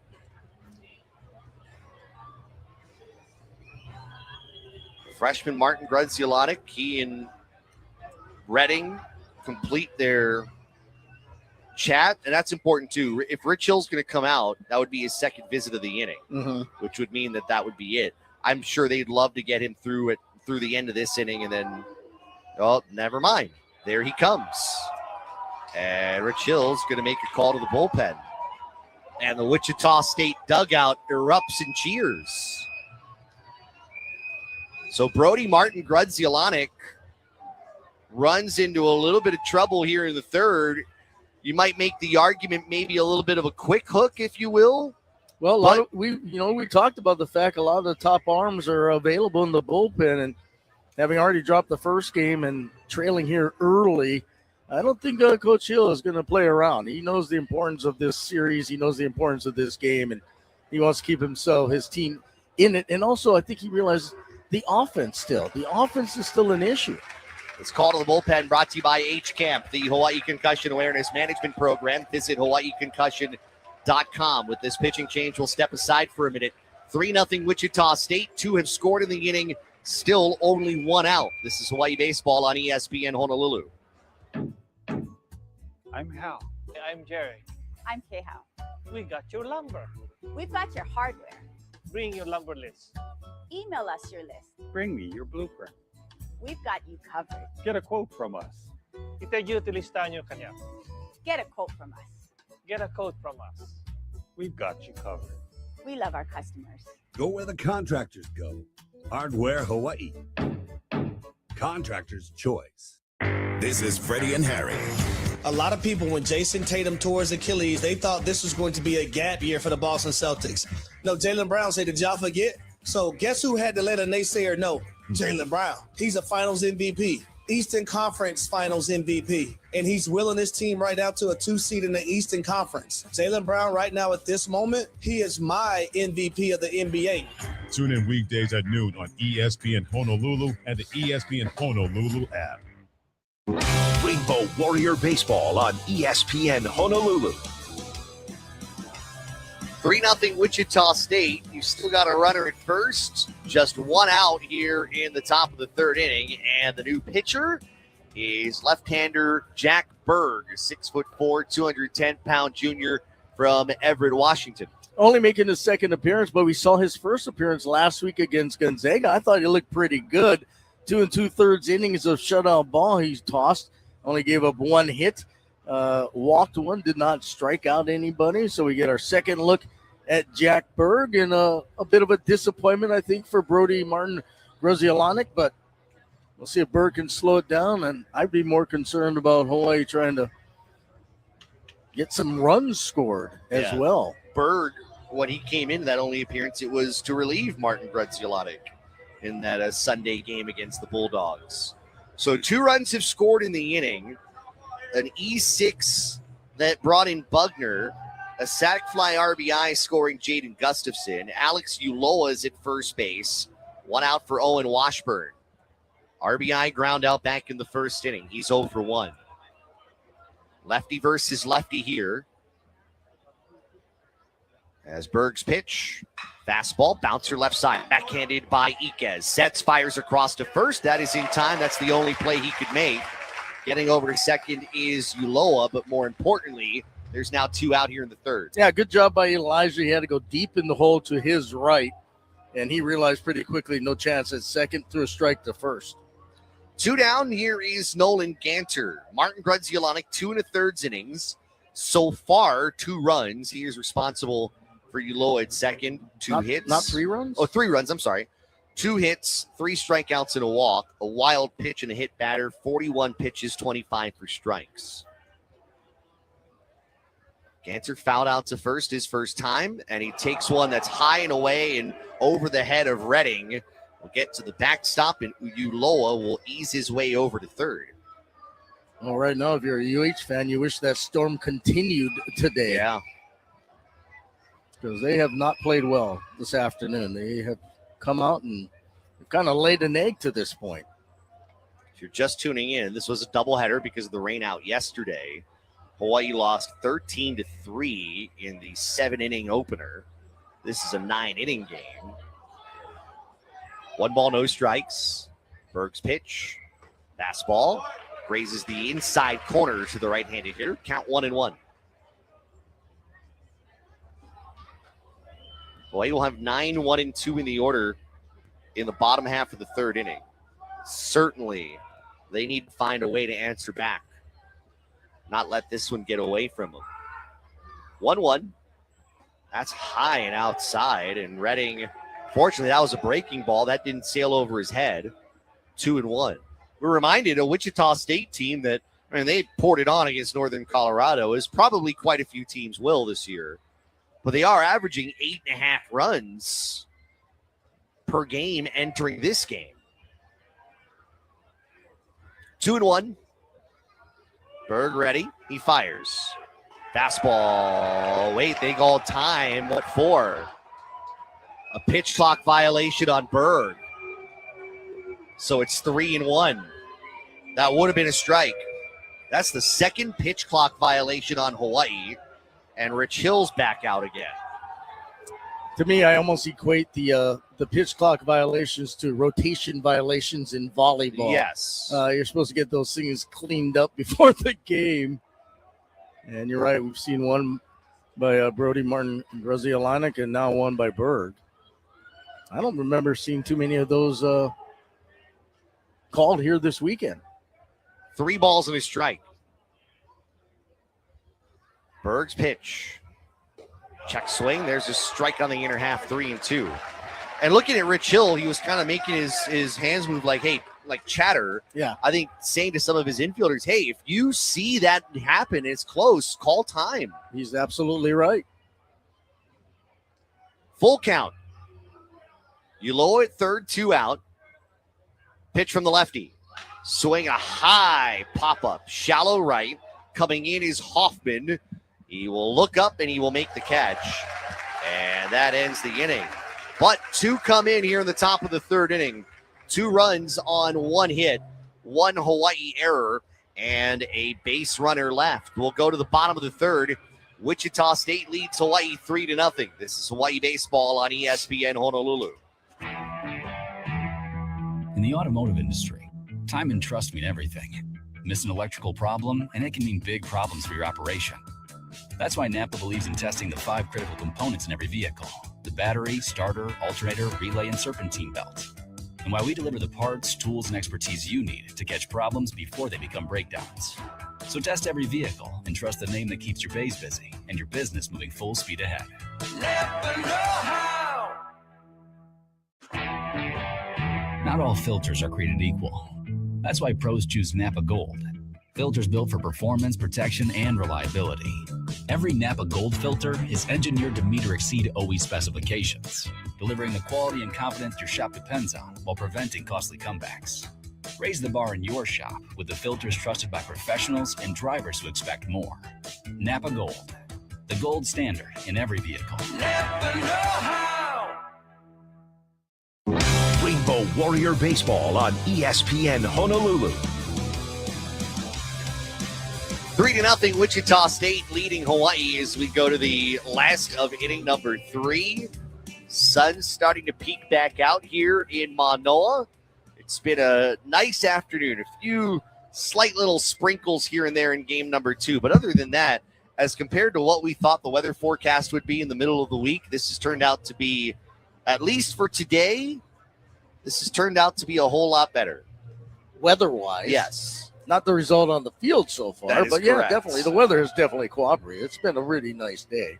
Hawaii Baseball on ESPN Honolulu is brought to you by IUPAT DC50, representing painters, tapers, glazers, and floor layers in Hawaii.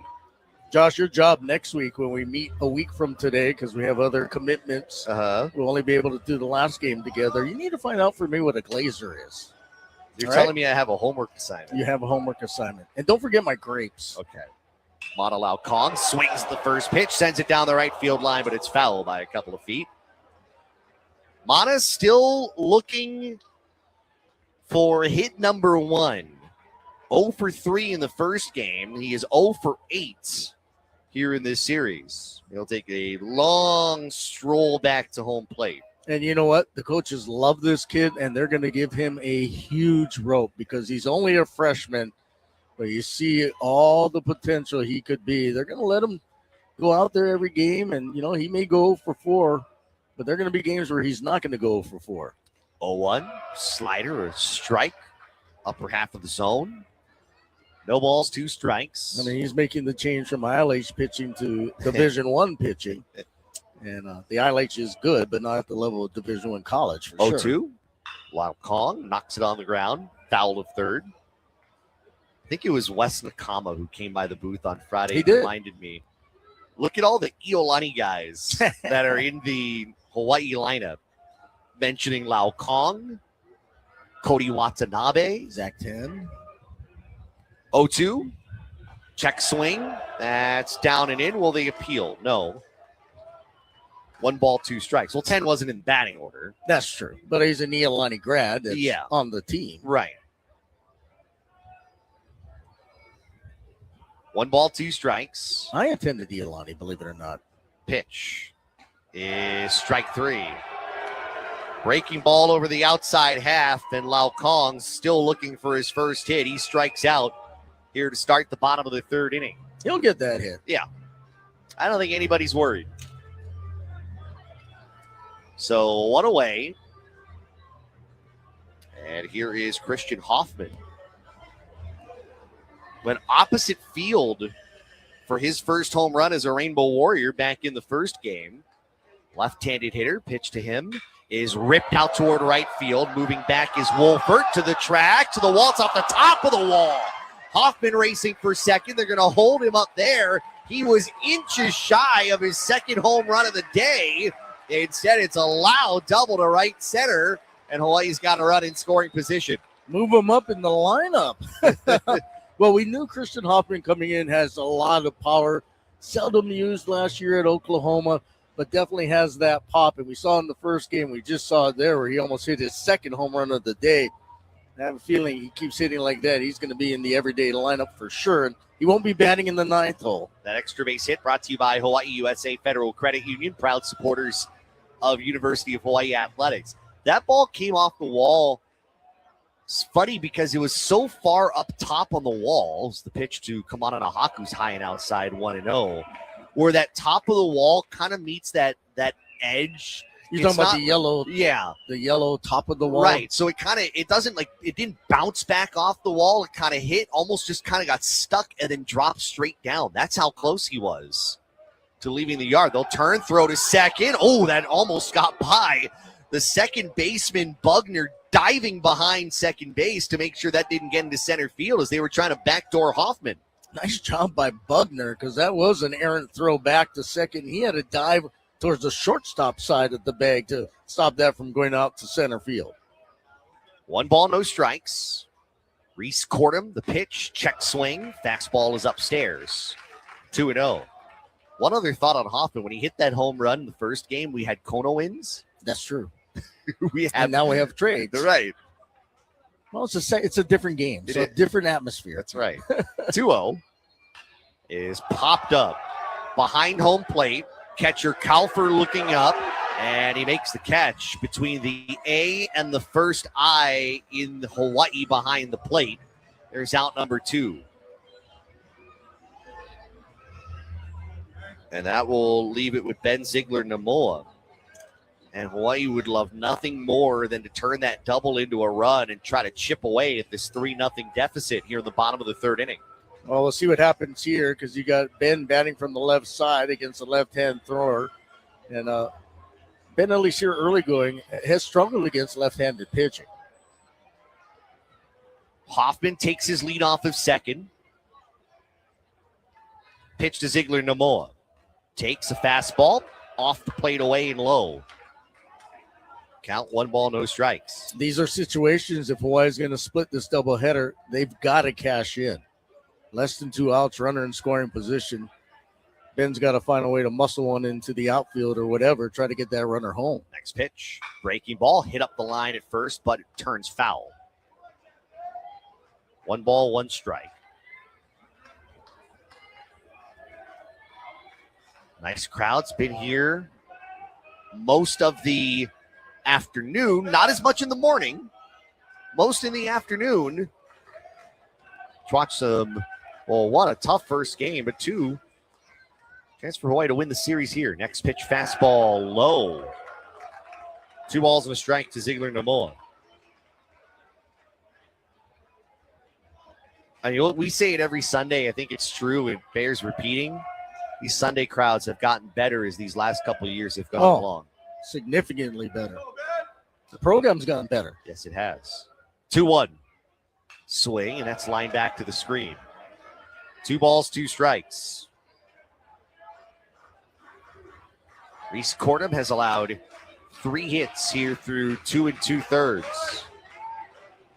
His dugout, hands slapping the railing, trying to urge his guy on. Hawaii dugout's got the hats out, shaking them in that normal 2 out, 2 ball, 2 strike count. Pitch, swing and a miss.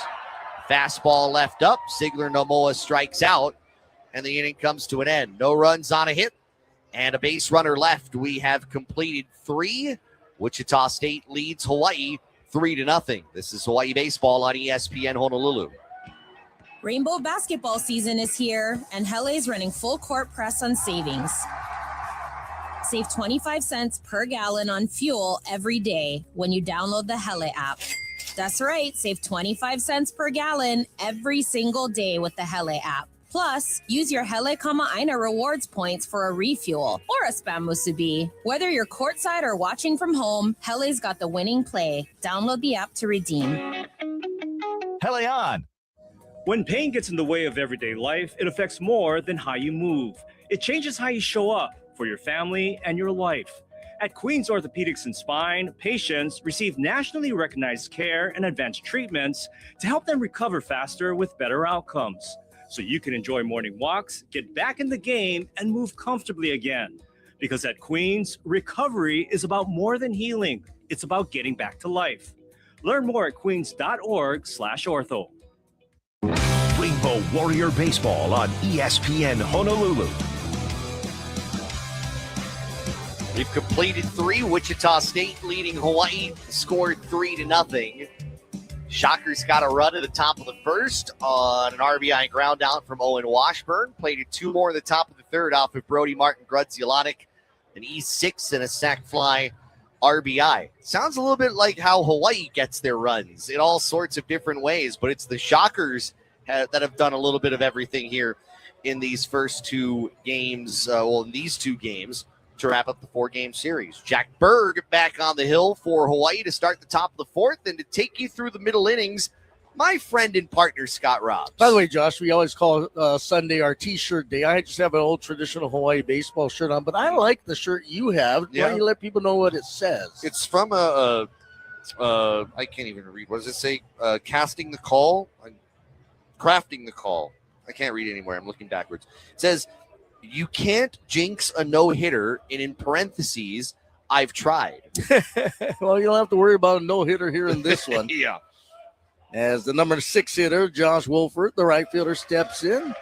And the pitch down from Berg, who came in last inning in relief of Brody Martin Grudzielanek, is a strike. Wolfert struck out swinging. He's 0 for 1, but had a good first game earlier today. Drove in a pair with a couple of hits. 3-0 Wichita State, top of the 4th. That ball hit in the air out towards center field. Drifting back to his left is Nahaku under it, makes the catch for the first out. Hawaii dropping the first game 13-3 after winning Thursday's opener 7-6. Heading into the bottom of the 7th inning of that game, Hawaii was getting no hit. And then Friday, scoring 4 runs in the first inning, and that was enough to hold on for a 4-2 win. So 1 down, base is empty. Here comes Max Kaufer, the catcher. Kaufer caught in Friday's game. The lefty brings down the pitch and is turned on, hit super high in the air, down the left field line, foul territory. There's a number of Warriors going after it. None of them can get to it. It's over there near the bullpen. And Robecki, the left fielder, Shimao, the third baseman, the shortstop Iquez, and none of them able to get there. Wind beginning to pick up a bit, blowing out from left to right, the trades. On a getaway Sunday for the Shockers. We'll have to get out of here, catch a red eye, and eventually make their way back to Wichita, Kansas. Better them than us, especially at this time of the year. Boy, hitter stepped out of the box. There's a pitch low. The hitter thought the pitcher didn't engage, and so he stepped out of the box. Home plate umpire didn't grant him time. But the pitch was a ball. Yeah.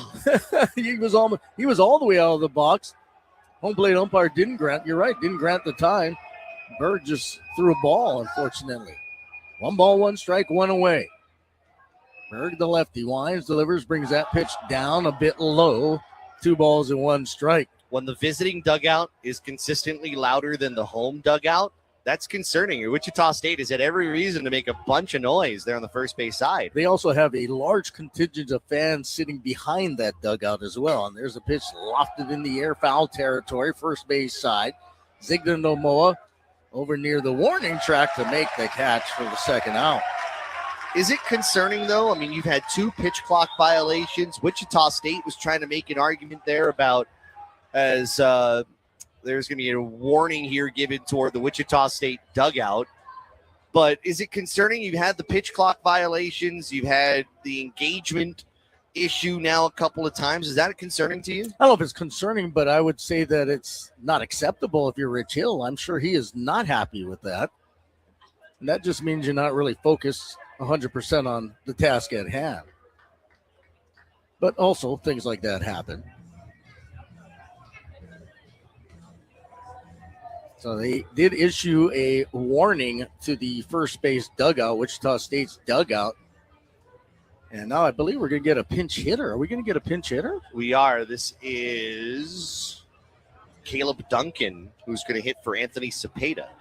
So Cepeda, who is the center fielder, not sure why they're making the change, but Caleb Duncan will pinch hit here in the fourth inning. And the pitch down from Berg is a ball, and you can hear the fans. They're getting a little antsy, especially those that have been here since 11 o'clock this morning. Oh, what's 4 hours and 40 minutes of baseball? It's great. That's what it is. The 1-0. There's a bouncing ball back up the middle, past the diving Iquez into center field for a 2-out single. So Duncan, the pinch hitter, gets the job done. Singles to center field. The first hit issued by Berg. And the third overall for the Shockers. I'll bring up the number 9 hitter, the second baseman, Drew Bugner. Bugner did not play in the first game. Reached on an infield single last inning, eventually scored. The Shockers with a run in the first, 2 in the third. They lead 3-0. Now Rich Hill's yelling out for something. He walked out of the dugout, yelled at something, and then time was called. I could hear him from up here. Yeah. Yelling, hey, timeout. Rich is a little grouchy today, and rightfully so. Yeah. And now he's pointing out towards the outfield. I'm not quite sure. He's pointing toward the third base umpire, and now seems to be a little perturbed with him. Well, I'll tell you right now, Brian Green probably sitting in the dugout. He's probably laughing a little bit because keep in mind, Brian Green was not only an assistant coach at UH for a couple of seasons back in the early 2000s under Mike Trapasso. He also was the coach for Rich Hill at the University of San Diego for a year. Home plate umpires trying to tell Rich, hey, I don't want to hear any more of it. Trey Plummer, the first base umpire, is about 3/4 of the way down the line trying to encourage this to move along. Coach Hill does not want that. He has his piece that he feels he needs to say. And now puts his hands up, starts to walk away, turns back around, then starts to walk away again. Well, you know, you and I have gotten to know Rich pretty well. He just wants things to be explained to him. If he sees something he doesn't agree with, he wants to know what the rationale. He's not really going out there to argue all the time as much as he wants to know why they made that call so he knows. Looks like everything is okay. Bugner steps in. The first pitch down to him is a strike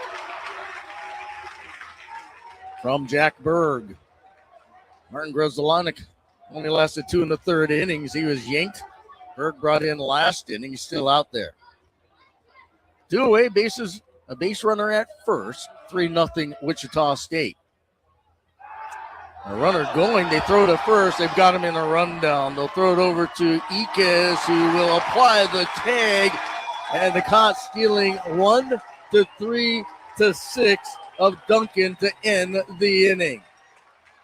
So for Wichita State, no runs. Maybe that'll get Hawaii fired up. No runs, no hits. There were no errors, and nobody left on base. We played 3.5 in Manoa. It remains the Shockers 3, the Bows 0. And you're listening to Hawaii Baseball on ESPN Honolulu. You make family life look good. You balance a busy schedule and a budget. For you, a real look needs to be really convenient. So come to Fantastic Sam's Cut and Color and bring the kids. Our stylists can give you the hairstyles you want at an unbeatable value. And our happiness promise means your hairstyle happiness is guaranteed. Visit today. We'll get your family ready for tomorrow. Real salon experiences, real savings, real fantastic. Fantastic Sam's. While Hawaii's public employees were hard at work, politicians in Washington handed billionaires massive tax breaks. Now Hawaii lawmakers may need to cut essential public services to cover the shortfall. That could mean inadequate food safety protections, fewer health services, and weakened public safety. When Hawaii calls, who will be there to answer? Tell your lawmakers, protect Hawaii's vital public services. A message from HGEA. Rainbow Warrior Baseball on ESPN Honolulu. Scott and Josh with you. Bottom of the fourth inning. Hawaii trails 3-0. Duncan, who came in as a pinch hitter for Cepeda, he'll stay in the game for the Shockers out in center field. And Reese Cordum begins his fourth inning of work for the Shockers. 3 runs, 3 hits, no errors for Hawaii. No runs, 3 hits, and 1 error. It'll be Iquez, Redding, and Shimao. 3, 4, and 5 in the order for Hawaii. They lost the earlier game of this doubleheader, 13-3, if you're just dialing by. An 11-run third inning was the difference. So we'll see if Iquez can get Hawaii's offense off the schneid here on this Sunday. Hawaii did have the leadoff runner aboard back in the second inning after Tate Shimao singled, but he was caught trying to steal second base. So in steps the Kamehameha Kapalama alum, Elijah Iquez. First pitch swinging, and he hits that one off the facade and out of play. And not only is Iquez a really good player, but his aunt is awesome. Dr. Pfeiffer, once again, thank you for saving my dog's life. I had more people come up to me and say, you really threw me off when you mentioned that last week. Really? Well, because at the beginning I said, here comes Elijah. Did I tell you my dog almost died? That's how I started here, right? So I wasn't the only one. No, the nothing in one pitch. Misses high and away.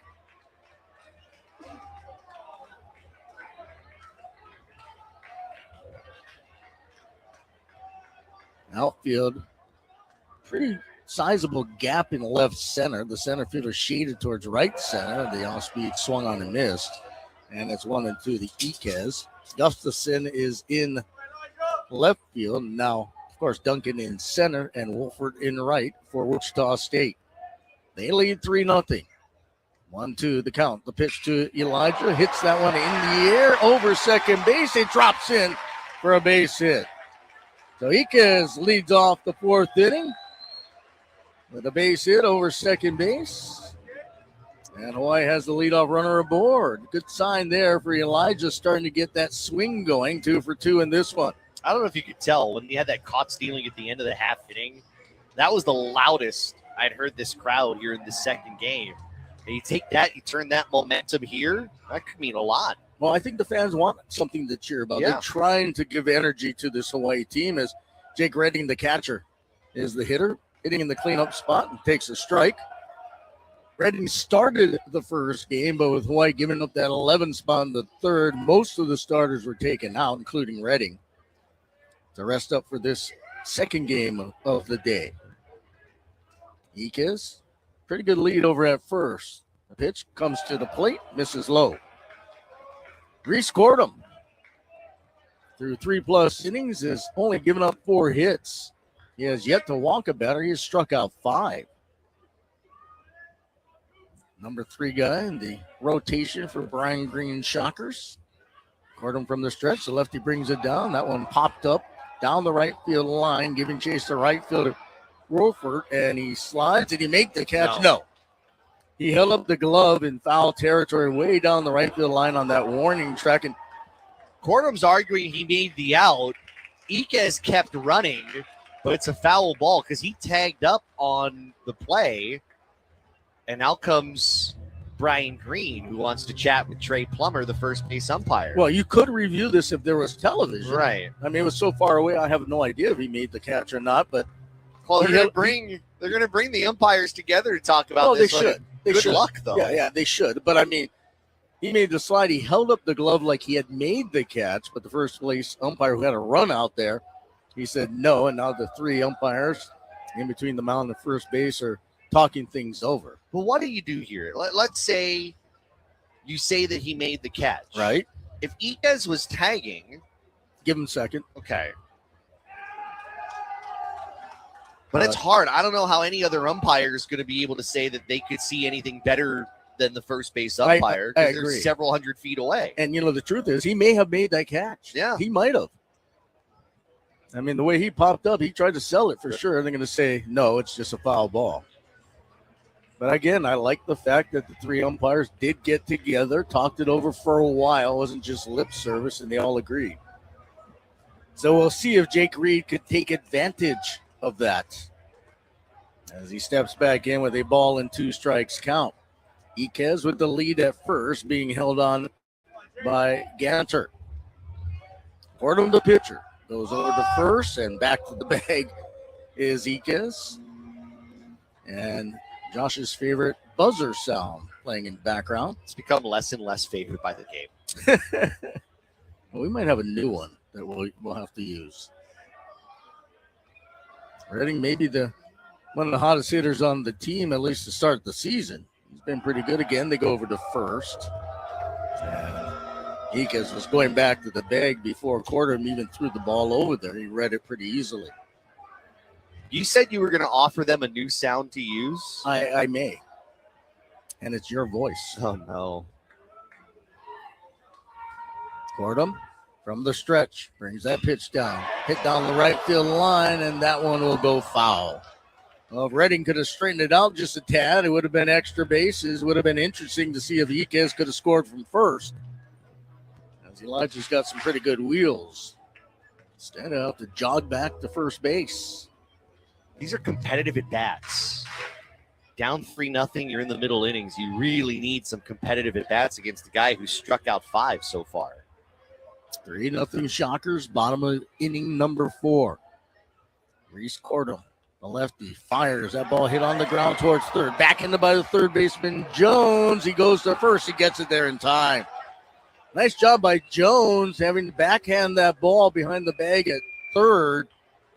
Threw a little low over to first, but Ganter able to handle it. It'll be a 5-3 put out of Redding on the play. Advancing to second is Iquez. That's a guy who knows how to make a play in the turf when you know you've got to kind of set, almost go off your back foot. We've seen how infielders are taught on this turf, throw it into the ground and let it skip, and that's exactly what he did. As Tate Shimao steps in, he singled back in the second inning. Runner at second, one away. Bottom of the 4th inning. Gordon's first pitch. Breaks inside and low. Well, it's a good thing you make that up because the first team I ever saw that had a all-turf infield was Wichita State. They did it a few years ago. Vanderbilt, now we get time called. It looks like the pitching coach wants to go out and have a couple of words with Cordham. Hawaii has had some action in the bullpen, although not currently. Saul Soto was warming up a short time ago in this half inning. You wonder if, Hawaii has had all their arms, their key arms in the bullpen ready to go. You wonder if they may make the move as Berg has kind of held things together to turn to Soto going to the 5th. Well, we'll have to wait and find out. I have no idea. That's a good point. As the meeting on the mound continues, 3 runs, 3 hits, no errors for Wichita State, 0-4-1 for Hawaii. And good news, Josh. I went down and was talking to Brian Green a bit before the game. And I said, I hope this is going to become a fairly typical thing. He goes, it is. I don't think they'll come out every year like they used to, but probably every other year or every 3 years. And I think it's just right. It just, Hawaii against Wichita State just feels like. Sure, Hawaii won't be going there.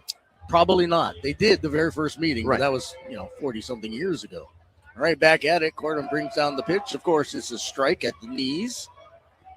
The Tate Shimao. It must have felt good for Tate to get that hit in the second inning. Unfortunately, he is thrown out. Trying to steal second. Long pause. Now the pitch. That one hit in the air towards right. That will drop in for a base hit. They're going to wave Iquez around. The throw will be cut off. He slides in safely. And it's an RBI single to right for Tate Shimao. Hawaii's on the board. It's 3-1 Shockers.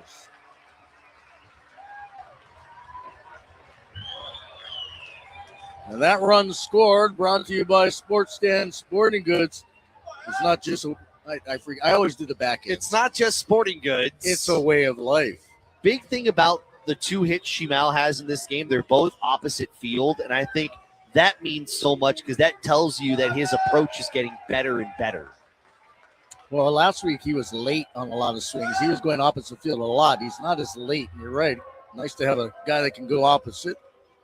Throw over to first and back in is Shimao, but Hawaii's broken the seal here in the 4th inning. Only a 2-run ball game as Evan Robecki, the left fielder, will be the hitter. Did not play in the first game. That's from the right side. He's 0 for 1. Another throw over the first, and Shimao in there in plenty of time. And the fans have awakened. Yeah. Maybe they took a mid-game nap. Or they were busy chewing on their hot dogs or something. Or today's a good day for Simon, actually. Every day is a good day for Simon. They go over to first again. Just keeping an eye on Shimao and the fans having fun.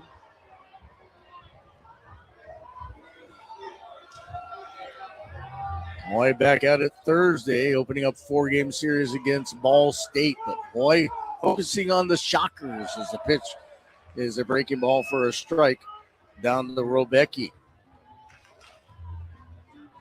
Evan Robecki getting the nod in left field for this one. We've seen him at different times throughout the season here in the early goings. And Robecki bounces one, goes wide at the bag towards third. Shockers have some action. Right-hander up in the bullpen. Looks like Brock Eddy. Robecki, by the way, on the year, 3 for 15. 3-1 ball game. Bottom of the 4th inning. Always pushed across a run. The pitch bounced foul again right into the awaiting hands of Rich Hill, who was actually in the coach's box. Yeah. Nice hands, coach.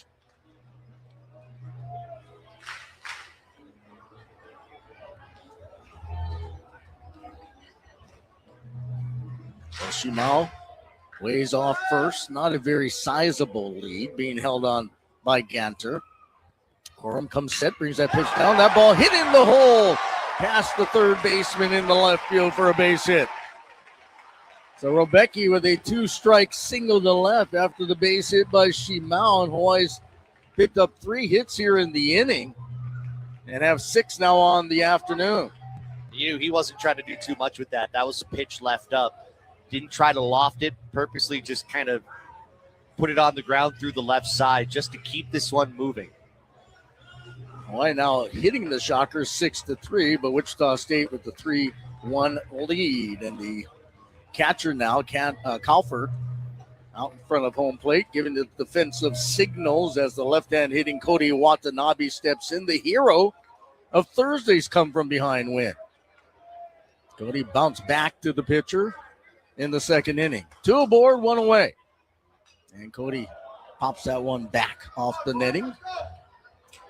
See some napkins flying. Those trade winds kind of gusting up a little bit. Yeah, looking out at the flags. It's not overly windy, but it's a steady breeze out towards right. No question. Watanabe back for his second stint as a Rainbow Warrior. He waits the pitch. The runners go. He swings. He misses the throw down the third. The tag. Did they get him? They did. The runners got a little bit of a late jump, so being thrown out at third is going to be Shimao, 2-5. And moving to second on the fielder's choice is Robecki, but now there's 2 down. And a 2-strike count to Watanabe. This has not been a good day for base runners. Not good at all. Cody's going to have to try to find a way to bring that runner in from second. 3-1, Wichita State, bottom of the 4th. Pickoff attempt back at second. It goes into center field, and hustling over to third base on the throwing error is Shimao. So charge the error to the pitcher, Reese Cordum, who almost airmailed one earlier towards center field when he was trying to pick off a runner at second base, and that time he did. And they actually, if that throw was online, they had Robecki. By a lot. Yeah. He was way off the bag. Instead, Hawaii now has their second run of the inning and of the game, only 90 feet away. Still 0-2 to Watanabe. Lefty against lefty. The pitch outside corner called, strike 3. So Hawaii again with an opportunity and just really couldn't do much with it as Watanabe strikes out to end the frame. However, Hawaii does pick up 1 run on 3 base hits. There's 1 shocker error and a runner left. We played 4 complete in Manoa, Wichita State 3, Hawaii 1. And you're listening to Hawaii Baseball on ESPN Honolulu. This UH sports season, stay cool and go green with Malona Ice Cream. Malona's creamy, refreshing bars are the perfect treat for every Bows fan. And now you can enjoy Melona's new pina colada flavor, available exclusively in Hawaii. Whether you're watching from the stands or cheering from home, beat the heat and treat yourself to Melona. Find your favorite flavors at Costco, Foodland, Safeway, and 7-Eleven stores. Go green and enjoy Melona, the coolest way to cheer on the Bows. Here's Dr. Andrew Baldwin with a heart health tip from Hawaii Pacific Health. Heart disease is one of the leading causes of death for men and women, but prevention is key to reducing your risk. Take charge of your heart health by maintaining a healthy diet, exercising regularly, and monitoring risk factors like blood pressure, cholesterol, and your family history of heart disease to live healthier. To learn more, visit hawaiipacifichealth.org/heart centers. Aloha, this is Stan Mahilona from Sports Stan. You're listening to University of Hawaii Baseball on ESPN Honolulu. 3-1 Wichita State as we go to the top of the fifth inning. We've got a new pitcher, but before we tell you about him, we will pause 10 seconds here for station ID. You are listening to Hawaii Baseball on ESPN Honolulu, presented by Sports Stand Sporting Goods. This is ESPN Honolulu, KKEA Honolulu, AM 1420 and K224FR, Honolulu, 92.7 FM. Scott Robbs, we have a call to the bullpen brought to you by H-Camp, the Hawaii Concussion Awareness Management Program. Visit hawaiiconcussion.com. It's possible we may see every pitcher on the staff after today's pal. After that first game, you're right. So Soto comes in. We've seen him quite a bit. The 6'4", 245-pound senior right-hander grew up on the Arizona and Mexico border. He's out of Rio Rico, Arizona, in the Nogales High School. And, of course, the transfer from New Mexico State. He's been a pretty steady arm out of the bullpen.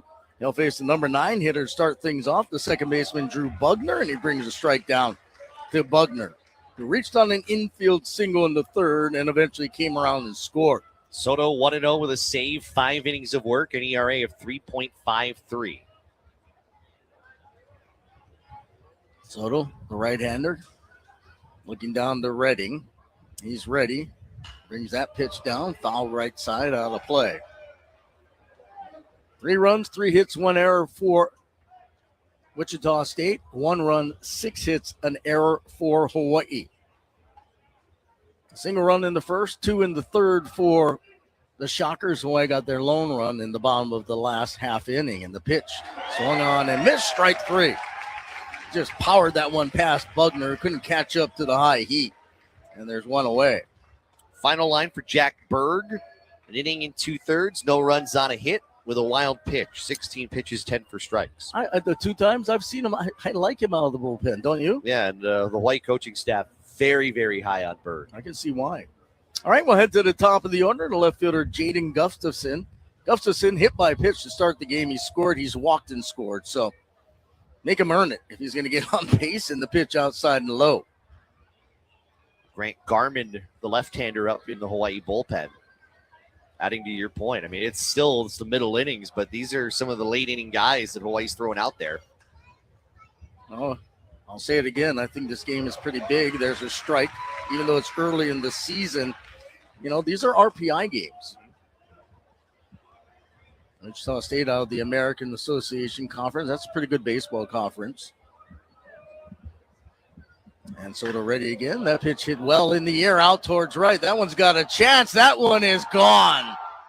Cattell once it left the bat of Gustafson. It got up in the air. It might get out of here, and it definitely did. So a solo home run to right off the bat of Jaden Gustafson. And it's a 4-1 Wichita State lead.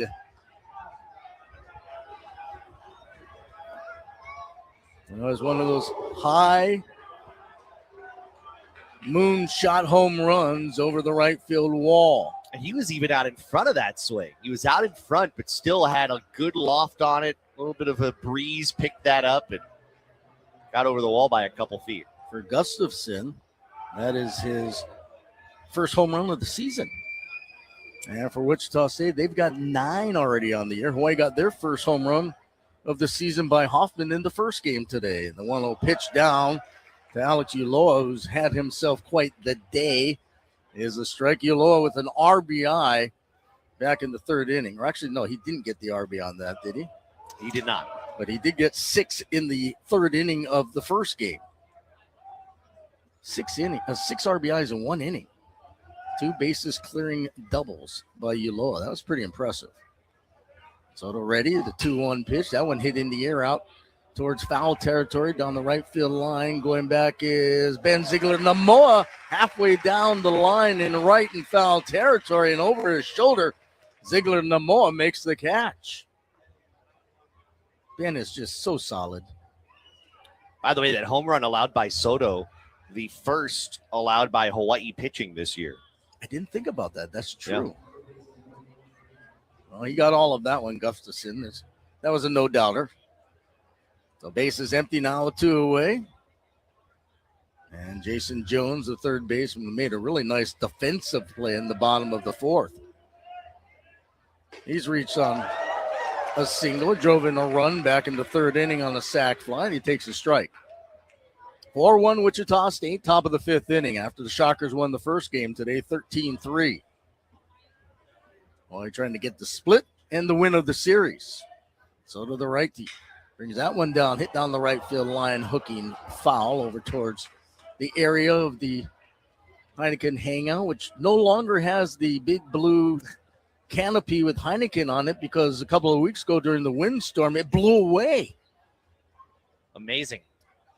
I mean, it must have blown away because you would think they would have gone and fixed it and put it back up. That's not a light 10 either. No. But we did have some pretty whipping winds, didn't we? Jones steps out for a moment, catches his breath, steps back in with a 0-2 count. Soto working quickly, fires the fastball, just misses. Redding framed it. The home plate umpire didn't go for it, that being Troy Hodak. Trey Plummer over at first, Javier Navarro at third. Soto pitching out of the stretch, towing the rubber on the first base side. Brings the next pitch. Again, wasted out of play down the right field side. So Thursday, Friday, and Saturday evenings later this week, Hawaii and Ball State. And they'll wrap up the series a week from today.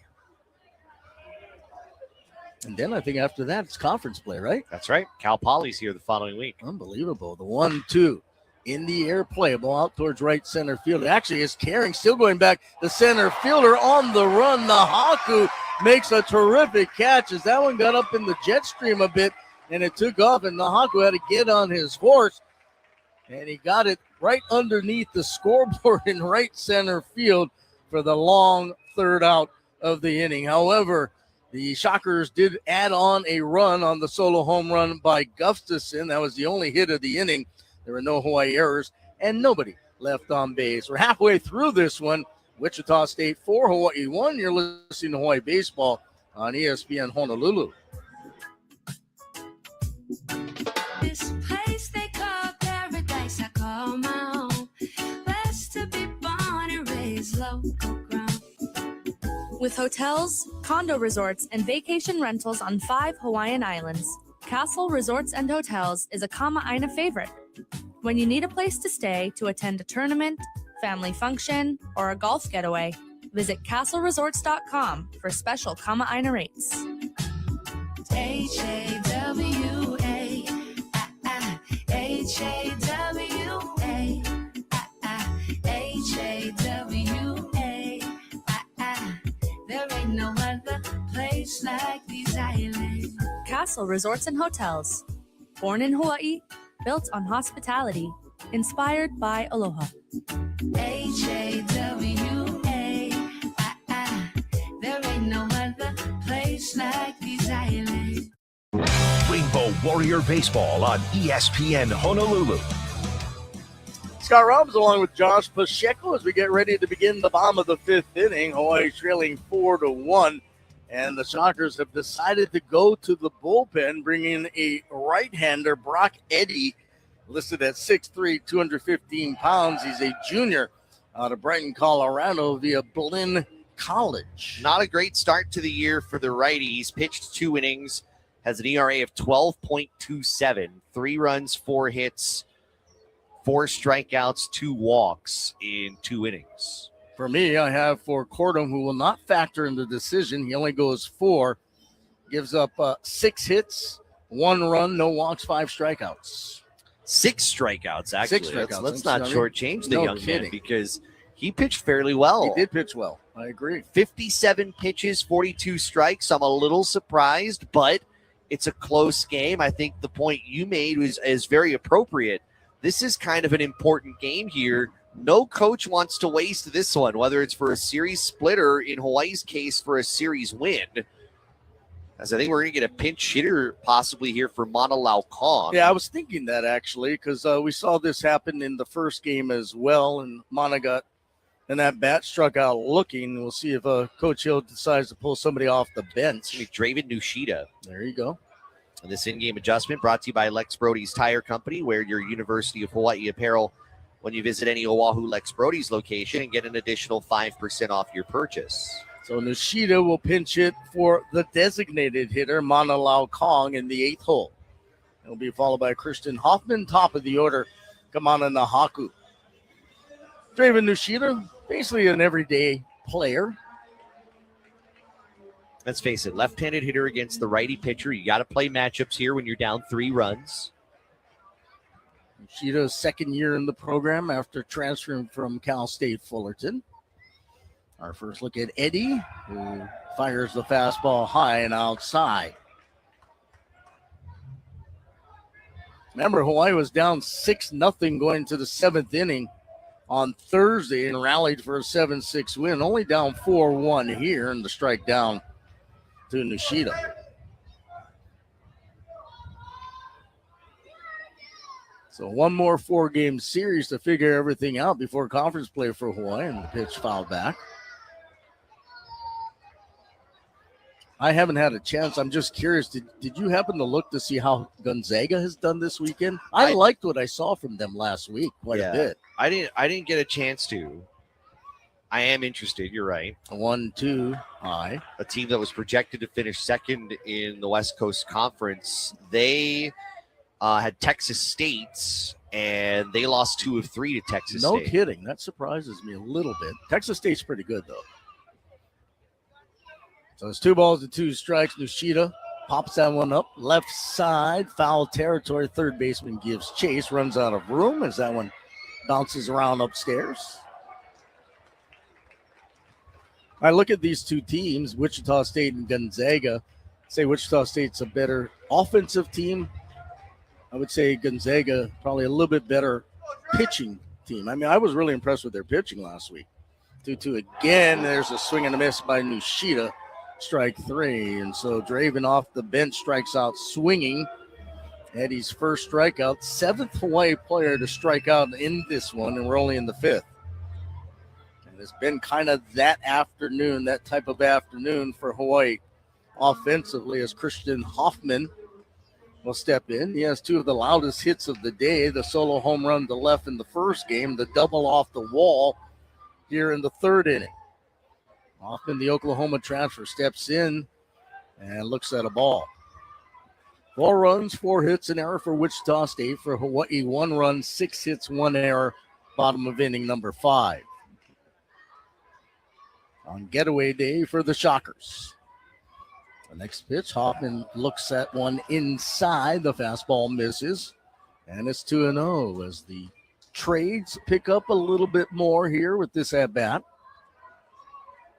Just saying. Hoffman could be selective now. Ahead 2 balls and no strikes. And Eddie's pitch hit on the ground. Foul wide of the bag at first. Knocked down by Coach Tuhig. Picks it up, rubs the ball, and rolls it over towards the first base dugout. Ball State coming in next weekend. They're 4-3. Okay.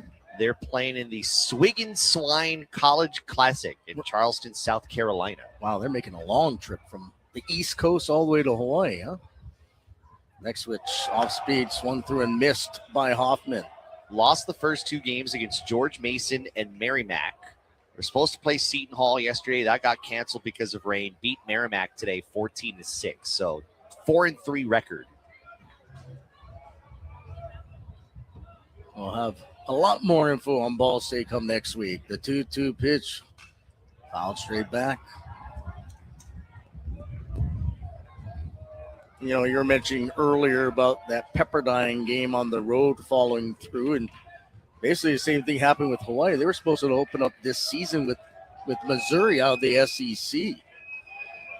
Missouri, they struggled last year in conference. I think they felt it'd be better if they played somebody else, and there's a swing and a miss. Nope, he got a piece of it, fouled it off at the plate, that being Hoffman, to stay alive.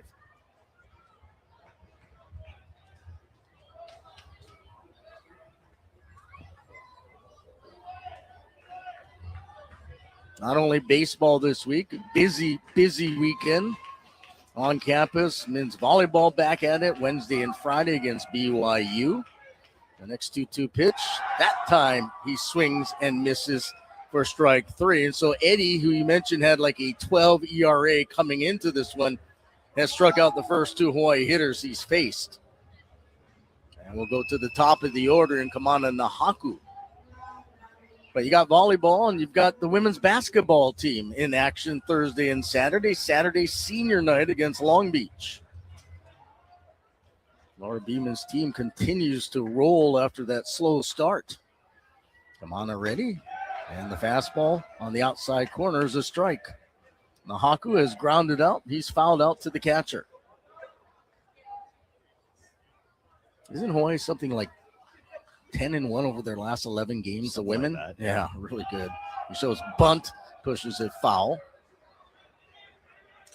And it's 0-2. I don't know if the team collectively woke up on the wrong side of the bed, or maybe the tater tots were a little tainted. The breakfast behind the dugout. And Rich Hill now going to call one of his patent offensive timeouts for a couple of reasons. One, to slow the game down a bit after the first 2 guys struck out, and also give his pitcher a bit of a breather.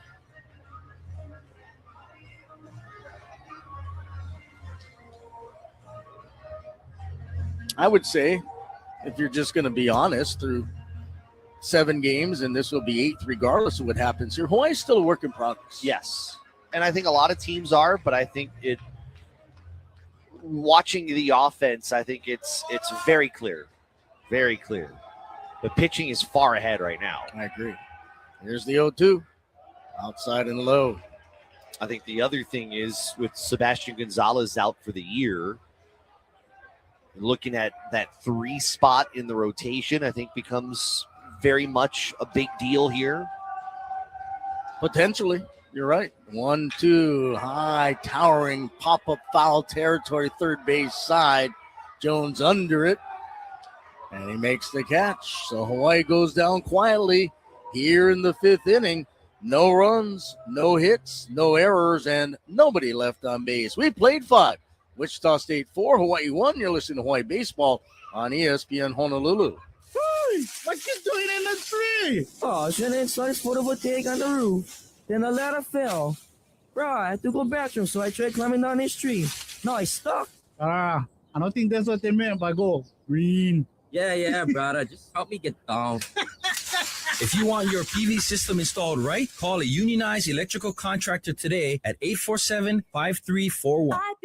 IBEW, local 1186, lighting your path to the future. Kimo, hey, you all set? Yeah, I think so. Okay then, let's do this. I like this place. Yeah, Hawaiian Financial FCU feels local. They feel right. I can do this. Graduation, a big step forward. So is making sure your graduate is set up for the real world. That's why local families choose Hawaiian Financial Federal Credit Union. Friendly service, trusted support, and help setting your kid up for what's next. Hawaiian Financial. Together starts here for life. Membership open to Oahu and Maui residents. Federally insured by NCUA. Hawaii Baseball on ESPN Honolulu. Brought to you by Fantastic Sam's Cotton Collar. Top of the 6th inning here on Sunday in Manoa.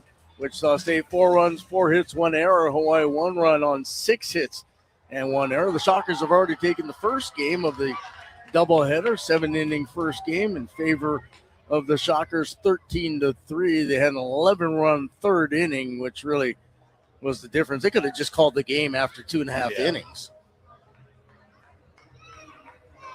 And the bat still struggling here in this second game for Hawaii, but not the case for Wichita State. They came right out of the gate, picked up a run in the first, tacked on 2 more in the third, and 1 in the fifth. Hawaii's lone run coming in the bottom of the 4th inning.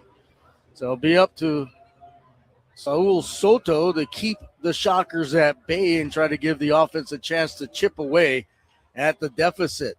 Owen Washburn steps in. He's the first hitter of the inning, and he takes a ball.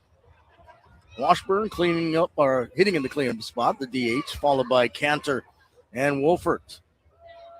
One thing I like about Soto, he works quickly. The next pitch bounced on the right side. The first baseman, Namoa, up with it. Underhands it to the pitcher, Soto, who covers for out number 1. So Washburn grounds out 3-1 to start the frame. Now, we were always under the impression that part of the reason why Ben Ziegler-Namoa came back was he wanted to get more play in the outfield, and he did for the first, I think, 3 games. But every game since then, he's been pretty much at first base. And, Ben's a team player, and I'm sure Coach said, hey, right now we need you at first. And he probably said, okay. So 1 down, base is empty. Nolan Ganter, the first baseman. First pitch from Soto. That one skied in the air out towards fairly deep center, going near the warning track in the Haku. And he gets there in plenty of time to make the grab 2 away. That was a loud, towering fly ball to fairly deep center. Well, at least we've seen a couple of home runs here today. Our first home runs we've seen this season, one by each team. The Hawaii home run came by Hoffman in the first game. And the home run for Wichita State came from Gustafson last inning. As Josh Wolfert, the right fielder, is the hitter, 0 for 2. He started and played the entire first game in right as well. It's a 1 ball, no strike count to Wolfert, Wulfert.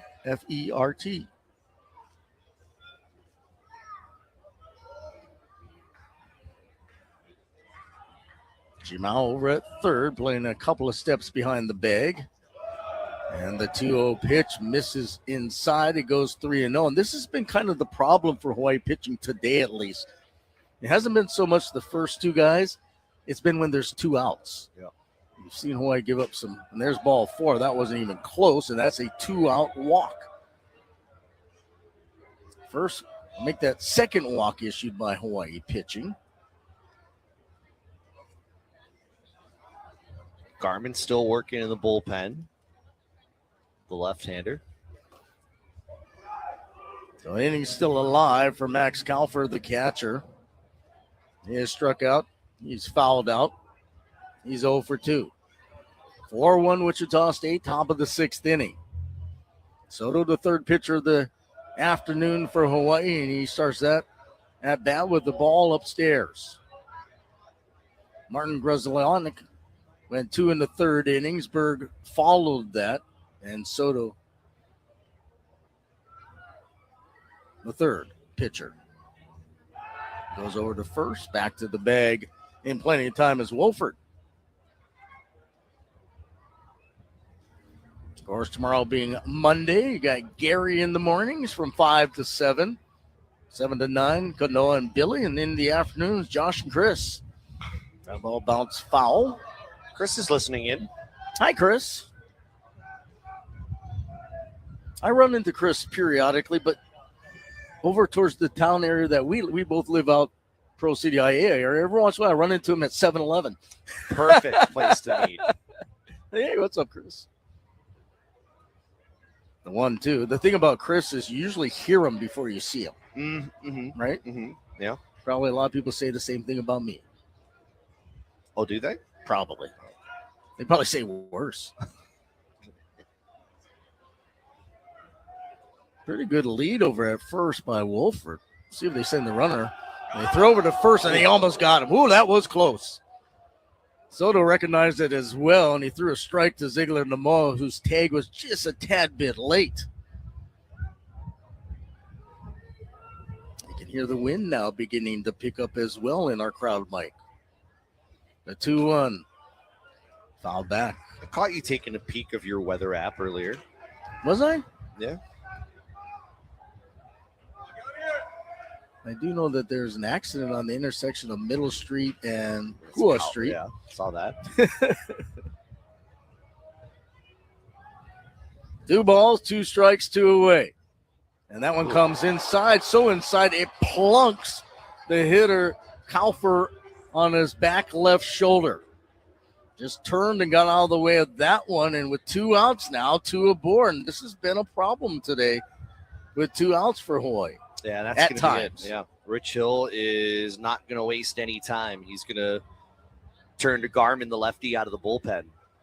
And so Soto, who easily retired the first 2 hitters, runs into a bit of trouble, walks Wolfert, hits Kaufer, and his afternoon is pow. And so we'll take a special 60-second timeout. We're in the top of the 6th inning. Hawaii trailing at 4-1. 2 runners aboard with 2 away. We'll tell you all about the new pitcher when we come back. You're listening to Hawaii Baseball on ESPN Honolulu. Did you know emotional symptoms are common after a concussion? Anxiety, sadness, irritability? These feelings can make everyday life harder after a head injury. And if you've had emotional struggles before, recovery could take even longer. That's why it's so important to recognize and understand these symptoms are a normal part of healing. If you need help, contact a medical professional. Learn more at hawaiiconcussion.com. This message was brought to you by Hawaii Concussion Awareness Management Program, HCAM. This is Freddie and Harry. A lot of people, when Jason Tatum tore his Achilles, they thought this was going to be a gap year for the Boston Celtics. No, Jaylen Brown said, did y'all forget? So guess who had to let a naysayer know?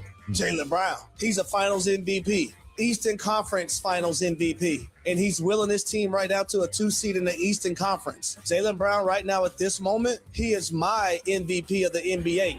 Tune in weekdays at noon on ESPN Honolulu and the ESPN Honolulu app. Rainbow Warrior Baseball on ESPN Honolulu.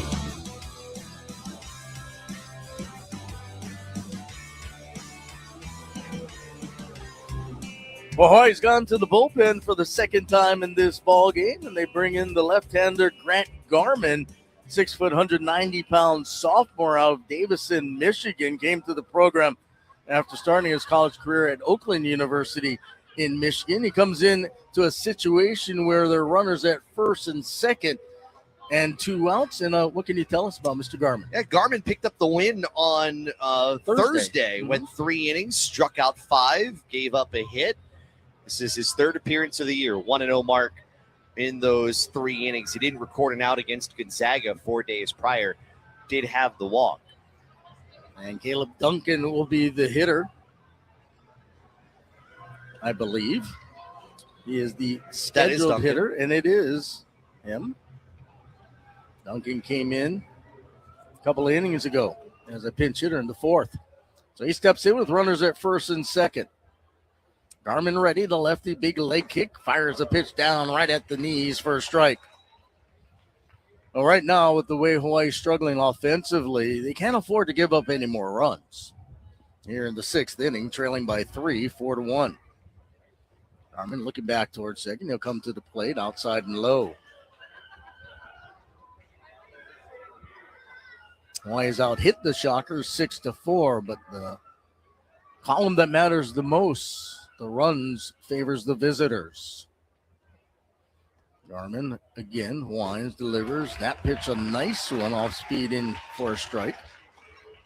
And it's 1-2 to Duncan. If you're wondering, Hawaii has 2, 3, and 4 in the lineup in the bottom of the inning, but they got to get through this one. Garmin not messing around. He's working quickly. He brings that pitch down. It's swung on a miss, strike 3. And so Garmin comes in and strikes out Duncan to end the threat here in the 6th inning.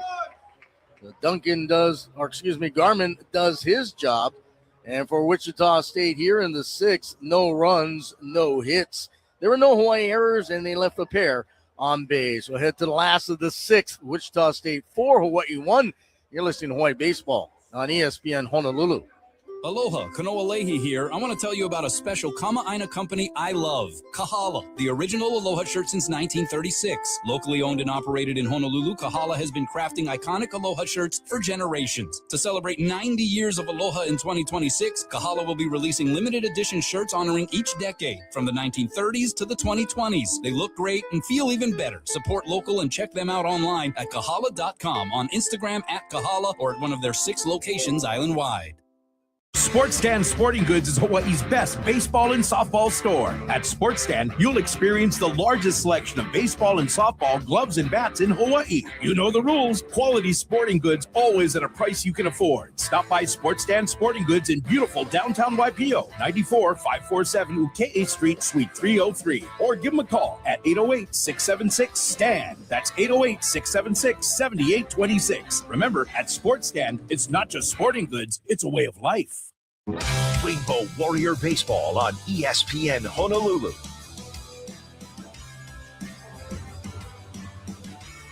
Well, Josh, we head to the bottom of the 6th inning. Hawaii trailing at 4-1. They have trailed all afternoon. Never had the lead in the first game. They lost 13-3, and Shockers came right out of the gate in the first inning, put up a run in this one, added 2 more in the third, and tacked on a run in the fourth. Hawaii's lone run coming in the 4th inning. After a leadoff single by Elijah Iquez, he eventually scored on the single by Tate Shimao. So Hawaii's overdue to get something going offensively. Brock Eddy back out there again. He was pretty impressive in his lone inning of work last inning as he set Hawaii down in order. So Ben Ziegler-Namoa, the first baseman, he has struck out twice today. And Ben steps in. The first pitch down to him, a fastball for a strike. Ziegler-Namoa followed by Elijah Iquez, Jake Redding, 2, 3, and 4 in the order. Getting close to the latter innings as he pops that one up on the infield. First base side, who's going to call for it? It will be the first baseman, Ganter. And he makes the catch. One away.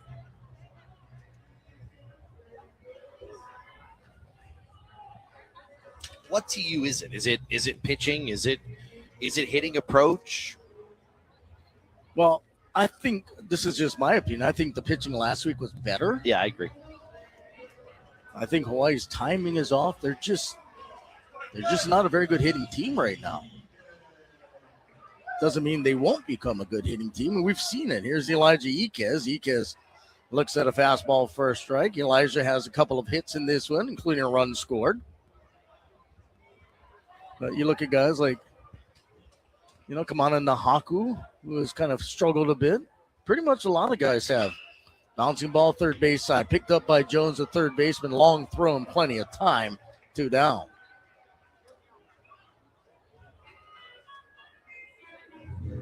But like I always say, Josh, there is no spring training. That's correct. And it's not like Hawaii's playing a bunch of Mount St. Mary's. Right. They're playing or Northern Colorado like Wichita State did. I think they're playing to start the season 2 teams of equal caliber. At least it looks like it. In Gonzaga and Wichita State. So 2 down, bases empty. And it'll be up to Jack Redding, the catcher, to keep the inning alive. Jack 0 for 2, including a strikeout. Andy, the right-hander, and that one is hit in the left field for a base hit. Redding not waiting around, strikes on the first pitch, pulls it in the hole in left field for a single. That's got to feel good for Redding. First hit off Eddy, and hit number 7 for Hawaii. So they're not technically, they are out hitting Wichita State. It's the timely hitting, and that's one thing Hawaii had done well this week, or not just this week, but last week as well, coming into today. Today we just haven't seen that. Let's see what Tate Shimao can do. Tate's 2 for 2 with an RBI. Both hits opposite field to right. Shimao looks at one low for a ball. I think he is one of the keys because I still think they'd like to have him in the leadoff spot, that being Tate Shimao. And he was at the beginning of the year. He was. And 1-0, the beginning of the year was last week, and that pitch is fouled back. After about 8 games, last week doesn't feel like last week. Well, you've been a little busy. You flew in, got here just before the game last week, and your arms weren't sore or anything. Time called, offensive timeout. Rich wants to talk to Shamal, but more so, I think Rich now wants to walk over and talk to the home plate umpire. So Rich will have a little conversation with Troy Hodak. And I think he wanted to get the trainer to come out, and he does.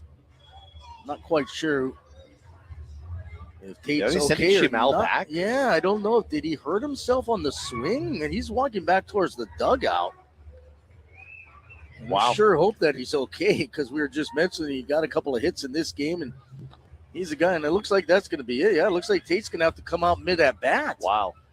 You sure hope he didn't pull something on that swing or whatever, but Shamal's going to have to come out of the ball game, and the pinch hitter is going to take over for him. It's going to inherit a 1-ball, 1-strike count. That's unfortunate. I'm not sure what it was that maybe he pulled on the swing. This will be Taylor Takata who will jump in on this at bat. The in-game adjustment brought to you by Lex Brody's Tire Company. Wear your University of Hawaii apparel and you visit any Oahu Lex Brody's location and get an additional 5% off your purchase. Well, we got a chance to see Takata in the first game. He came in as everybody got pulled during that 13-3 loss. And Takata will probably stay over at third base, don't you think? Pitch down as a strike to Takata. He actually played a little bit of shortstop in that last game. Mm-hmm. Very versatile. He was 1 for 2 with a run scored in the first game. As you mentioned, played shortstop. Replaced Iquez. 1-2 the count. The pitch outside and low. Over at first base, Redding, the catcher, after the 2-out single to the left. See if the Bows can put together a little 2-out magic here in the 6th inning, trailing by 3. Brock Eddy, who spells his first name B-R-O-K. Big right-hander winds, delivers that one hit out of play over the left side.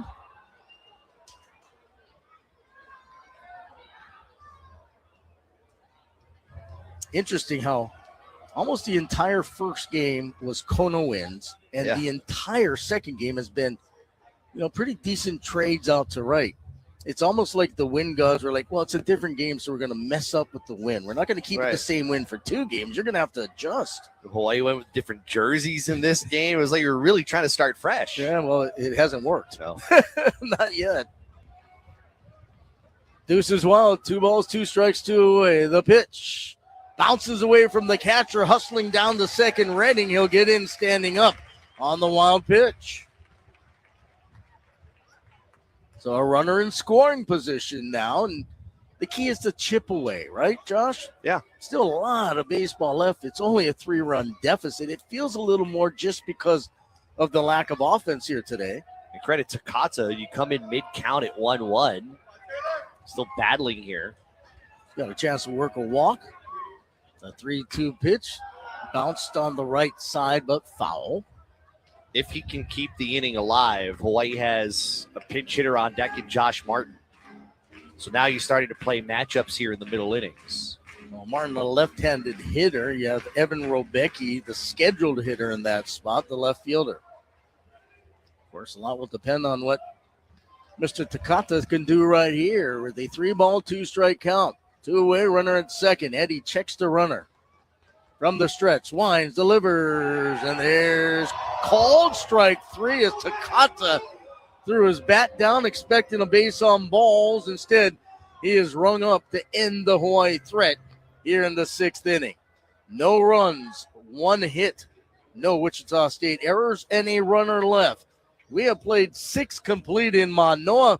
Wichita State 4, Hawaii 1. You're listening to Hawaii Baseball on ESPN Honolulu. This place they call paradise, I call my own. Blessed to be born and raised local ground. With hotels, condo resorts, and vacation rentals on 5 Hawaiian islands, Castle Resorts and Hotels is a Kama'aina favorite. When you need a place to stay to attend a tournament, family function, or a golf getaway, visit castleresorts.com for special Kama'aina rates. HAWA. H-A-W-A. H-A-W-A. There ain't no other place like these islands. Castle Resorts and Hotels. Born in Hawaii, built on hospitality, inspired by aloha. H-A-W-A. There ain't no other place like these islands. Rainbow Warrior Baseball on ESPN Honolulu. We're through 6 here in Manoa. 4 runs, 4 hits, 1 error for the Shockers. 1-7 and 1 for Hawaii. But the good thing is we're heading to the 7th inning, and you know what that means, Josh. What does that mean, Scott? That means 7, 8, 9 Bow Warrior time. That's what I hear. And that's when the Manoa Magic starts festering. That's what we've seen. And you know what? It's definitely a Bow or a Manoa Magic type of feel, only down by 3, Josh. I've been horrible today. I haven't done anything to help Hawaii out. So I'm going to have to rely on you. So taking it the rest of the way, the Magic Man, Josh. Scotty, thank you. Line score 4 runs, 4 hits, 1 error for Wichita State. 1-7 and 1 for Hawaii. Grant Garmin is back out there, the 4th Hawaii pitcher. And he'll face Drew Bugner, Jaden Gustafson, and Alex Uloa. 9-1 and 2 in the Wichita State order. We've dodged much of the rain. It's been a comfortable afternoon here at the ballpark. First pitch, this is driven in the air out toward left center field. Nahaku, the center fielder, settling about 10 feet shy of the warning track to record the first out on the first pitch of the inning. Good start, Josh. Thank you. I did absolutely nothing to do it. You know, you mentioned the rain. I'm going to have to go with you again and tell you that wasn't rain. That was more of a mist. Yeah, sure. A light drizzle. Very light. Yes. But you know what? I mean, the forecast got better than you and I were talking before the game. We were kind of wondering how this might concerned, look. Yeah, because my apps were telling me there was going to be some thunderstorms. There were, but luckily for us, they were in Hawaii Kai. Jaden Gustafson showed bunt, ends up taking a strike in the outside corner, 0-1. He homered out to right in the 5th. Gustafson's 1 for 1. Also walked and has been hit by a pitch. He has scored 3 times. Sam Spangler probably out using the boat in the driveway right now with all the rain in Hawaii Kai. Fastball on the outside corner, 0-2. Gustafson not thrilled with the location of the strike. And now Hawaii will go into the shift with Takata, the new third baseman. He stays in the game, moving over to the right side of the infield. 0-2. Swing and a fly ball the opposite way. Foul to the left. That's onto the roof. No balls, 2 strikes. Well, yeah. Josh, I was going to say, Josh, there's still a third of this game left. If Hawaii's not able to come from behind, they get a split against Wichita State. That's not bad, right? But I think it does put a little bit more pressure on them heading into the Ball State series to win that series before conference play against Cal Poly, because Cal Poly is going to be really good. No balls, 2 strikes. Pitch outside and low. But it's not necessarily the split. If that were to happen, it would be how you get there. That's true. But 2 of the games in one day, and that happens in baseball. That's why teams hate playing double headers, because you can have a bad day and lose 2 games. Count 1 ball, 2 strikes. Pitch from Garmin. Swing, and that one sliced back foul. Gustafson out in front of the swing. We were joking with Rich Hill earlier about, making the decision. He talked about, we don't want anybody on the roads, knowing what it was like in some parts of the island. We're thinking about safety. And I said to him, you know what? I'm glad you are not. I think of UC Santa Barbara's head coach, Andrew Checketts, outstanding head coach. This pitch is lofted into shallow center field. That's going to drop in front of Nahaku for a 1-out hit. So Gustafson's reached base all 4 times. He scored 3 times as well. That's not a good sign as Alex Uloa comes up. But what you're talking about is we were talking with him about yesterday in the rain and the weather, and Coach lives on the windward side where it was horrible. And he said one of the concerns was people being able to come to the game, right? Luckily enough, the weather cleared up enough that there was a big crowd at the basketball game last night. Yeah. It was terrific. It looked great on national TV. Over 8,000. Biggest crowd of the year inside Banco Arena at Stan Sheriff Center. Here's Alex Uloa. 0 for 2 with a sacrifice bunt. Pitch to the right-handed hitter. Bouncer right back to Garmin. Throws to Iquez behind him. Did he get his glove in the bag? He did to get the force out there. Talk about athleticism from Iquez, because that ball should have been airmailed to center field, but Elijah reached up with his glove hand, pulled it down, fell down, and then reached with that glove and tagged the bag before the base runner. Yeah, they're fortunate to get an out. Uloa at first on the fielder's choice. 2 away, 1 on. Here is Jason Jones. Singled in the first, sac fly RBI in the third, flied out to center in the fifth. So to finish that, we were talking about a couple of years ago over in Santa Barbara where it was just a downpour. And Hawaii was supposed to play, and they weren't going to call off the game. And the report on that is a slider for a strike 0-1 is that Andrew Checketts hates to call off games. He does not want to play doubleheaders. If they got to wait hours, they're going to do it. And I remember it was so pouring. There was nowhere for me to go in at Caesar Uesaka Stadium because our vantage point is outside. I know. 0-1, line back foul. I had to sit in the car for a while, and I'm waiting. The bus hasn't showed up. The rain is still coming down. I want to say 2.5 hours later, we started the game pretty late, still ended up playing the game. But it's one of those things where it's like, you really want to wait that long, and then you come back. They actually started the Sunday game a little bit later because of rain as well. Well, major leagues do that a lot too. They'll wait it out. 0-2, slider misses down low. 1 ball, 2 strikes. The truth is, nobody likes playing double headers. It's just sometimes you have to. But there was a time where Hawaii played almost nothing but double headers. In the early days, they played 6-8 game series, and every day would be a double header. 1-2 from Garmin. Swinging a pop-up behind the plate. That's fouled back. You look at Division II, teams like Chaminade and HPU. They play a lot of doubleheaders. Yeah, now granted, a lot of them are 7-7. That's okay. It's still 2 different games in one day. Yeah. And like I said, if you have one bad afternoon, and Hawaii has not had a good day collectively, all of a sudden you drop 2 games. Right. John Alkire II is up in the Hawaii bullpen. 1-2 from Garmin. Swing, softly hit left side. Charging the third baseman, Takata. Gloves, throws on the run. It's not in time. Jones beats it out, keeps the inning going. Yeah, I think Takata did everything he could right there. Just no real chance. Slow chopper, only not even halfway, probably up the third baseline. He got to the throw was late. So here's Washburn, the DH. 0 for 3 with an RBI ground out back in the first inning. 4-1 Wichita State. We're in the top of the 7th. 2 out, 2 base runners on. Go lefty versus lefty here.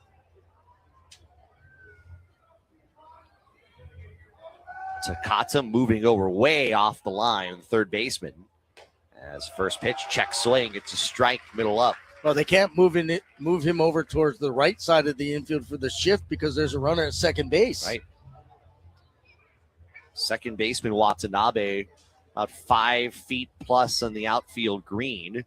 He's shaded more towards first base than he is towards second base in shallow right. Garmin stepped off the mound, went toward the third base line, then went toward second where the umpire is, now stepping back on. Giving himself a little extra time. 0-1. Uloa at second. Jones at first. Pitch to Washburn. Swing and a miss. Strike 2. Challenged him with a fastball middle out. And Garmin is 1 strike away from ending the threat here. Chill would love to see it. In fact, they've stopped throwing Alkire. It's Tomey now up in the Hawaii bullpen. 0-2. Swing. Fly ball. That's out of play to the left. I mean, it wouldn't be a UH baseball game with without at least an appearance from Tsubasa. Yeah, and that would be, I think, 3 appearances on the week, right? He would. He had 3 last week. Right. Garmin taking a lot of time. I think he realizes how big this at-bat is. 0-2. Swing, and this one driven deep down the right field line. Hoffman giving chase. That one's over the wall and gone. Owen Washburn, a 3-run home run, about 20 feet inside the right field line. And Wichita State has broken this open. It is now 7-1 here in the top of the 7th inning. Well, the Shockers definitely have come out on a Sunday and flexed their muscles. That one pulled over the right field wall, no problem, by Washburn. Second home run of the game for Wichita State. Second home run allowed on the year by Hawaii pitching. We saw Gustafson hit one out earlier. And now Nolan Ganter, who's 0 for 3. And Josh, another big hit with 2 outs. And this one hit well down the right field line, but that one is hooking foul. That had home run distance, but that was about 15 feet to the right of the foul line. What concerns you, this is Hawaii's best out of its pen. We didn't see the best out of the best of Hawaii's pen in game 1 just because of the score. Hawaii has not been able to hold it for the offense. Next pitch. This one's ripped out of play to the right and foul. Well, They're getting good swings here. Yeah, Wichita State's beating Hawaii. They're playing much better than Hawaii has in both games today. You hope this is a bit of a mirage and Hawaii can regroup a couple of days of practice and be ready for Ball State on Thursday. But this has been a very forgettable afternoon. Pitching can only hold you over for so long. 0-2. Misses high from Garmin. 1 ball, 2 strikes. I mean, you look back to Friday's game. Hawaii scored 4 runs, but in the first inning, they never scored again the rest of that game. And today, in the first game, Hawaii lost 13-3, but when they scored those other runs, they were kind of meaningless. 1-2 is floated foul back to the screen. You look at the other part of this, and it's been a while. Both of these starters in today's doubleheader couldn't get out of the third inning. Liam O'Brien only went 2 1/3, allowing 7 runs and 4 hits. Brody Martin Grudzielanek, 2 1/3, 3 runs, 2 earned on 2 hits. So I think if it was a different situation, I think Martin Grudzielanek would have stayed in the game. 1-2 is on the inside corner. A fastball dots it in there for strike 3. And the inning comes to an end. But the 3-run home run from Owen Washburn really turns this game on its head a little bit. 3 runs on 3 hits, no errors, and no base runners left. Time for the 7th inning stretch, brought to you by Fantastic Sam's Cut and Color. It's Wichita State 7 and Hawaii 1. You're listening to Hawaii Baseball on ESPN Honolulu. Rainbow basketball season is here, and Hele's running full court press on savings. Save 25 cents per gallon on fuel every day when you download the Hele app. That's right, save 25 cents per gallon every single day with the Hele app. Plus, use your Hele Kama'aina rewards points for a refuel or a spam musubi. Whether you're courtside or watching from home, Hele's got the winning play. Download the app to redeem.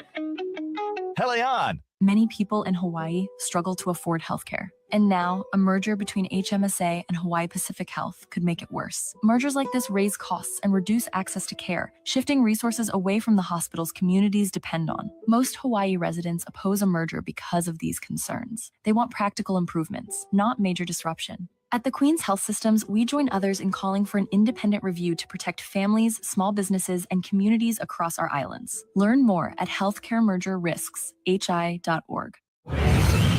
Aloha, this is Stan Mahilona from Sports Stan. You're listening to University of Hawaii Baseball on ESPN Honolulu. Go to the bottom of the 7th inning. Wichita State leading Hawaii 7-1. It was 4-1 up until about 5 minutes ago when Owen Washburn's 3-run home run out to right certainly changed the look of this game. Hawaii's offense, which has stranded 4 runners in this game, stranded 6 in the last game, really needs to get moving. We'll start the inning with a pinch hitter. It will be Josh Martin, who will hit for Evan Rolbecki. And this in-game adjustment brought to you by Lex Brody's Tire Company, where your University of Hawaii apparel when you visit any Oahu Lex Brody's location, and get an additional 5% off your purchase. Martin, left-handed hitter, looks at a fastball, letter high for a strike.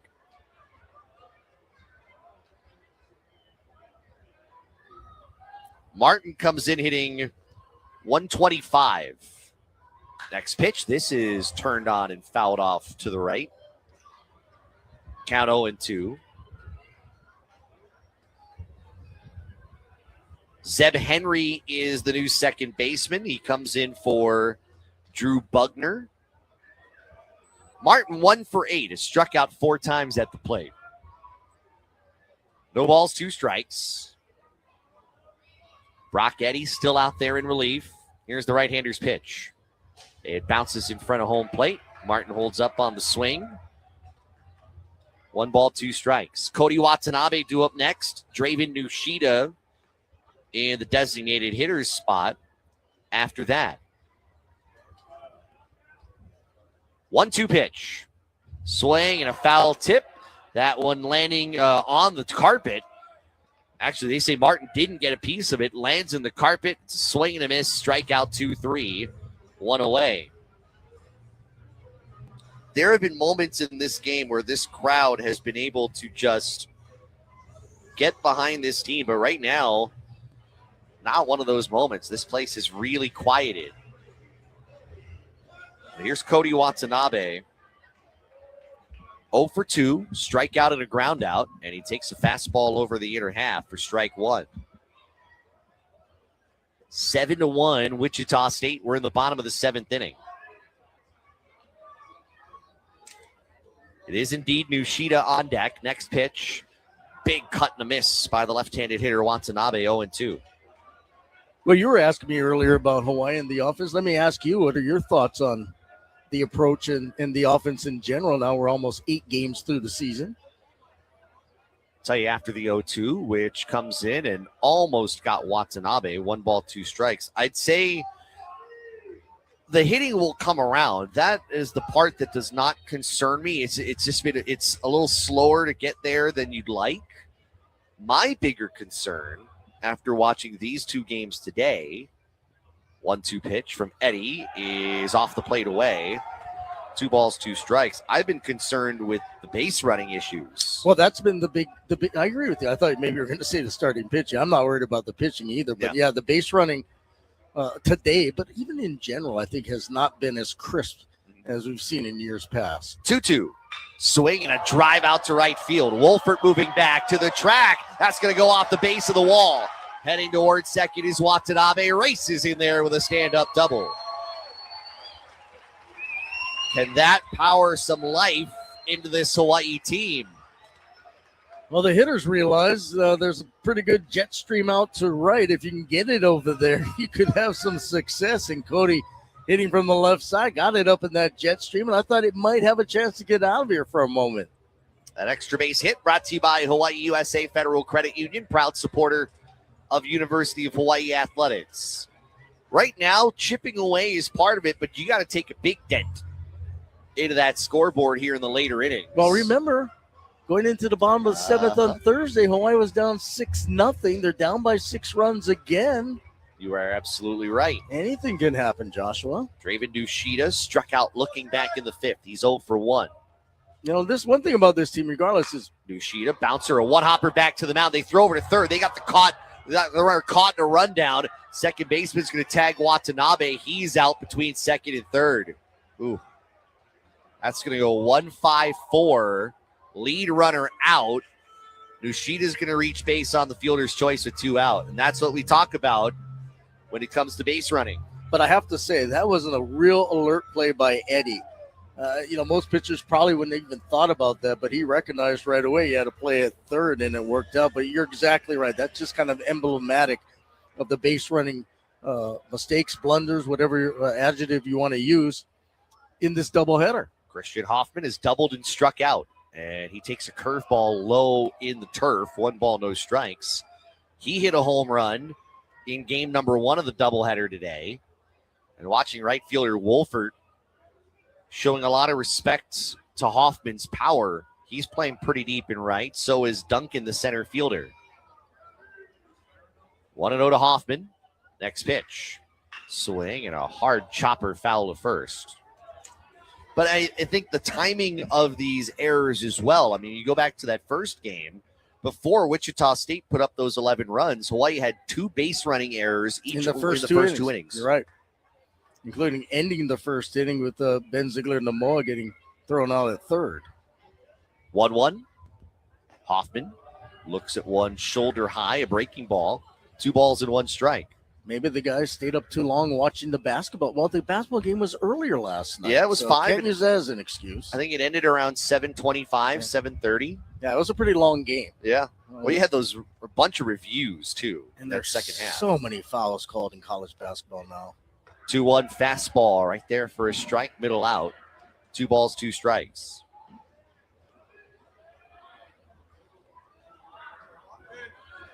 Just getting a run here would kind of feel like you're making a dent.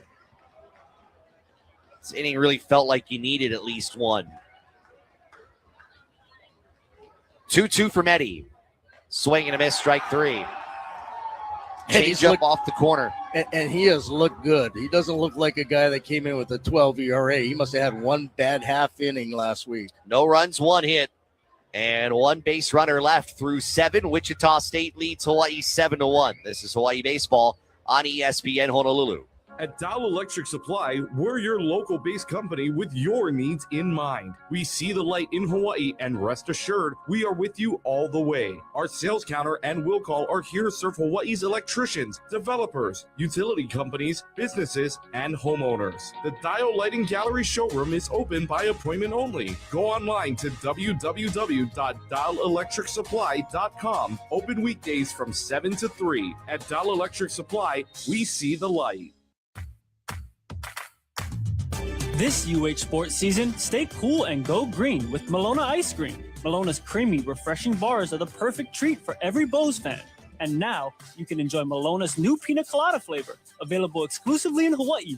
Whether you're watching from the stands or cheering from home, beat the heat and treat yourself to Malona. Find your favorite flavors at Costco, Foodland, Safeway, and 7-Eleven stores. Go green and enjoy Malona, the coolest way to cheer on the Bows. Hawaii Baseball on ESPN Honolulu. Brought to you by Fantastic Sam's Cotton Collar.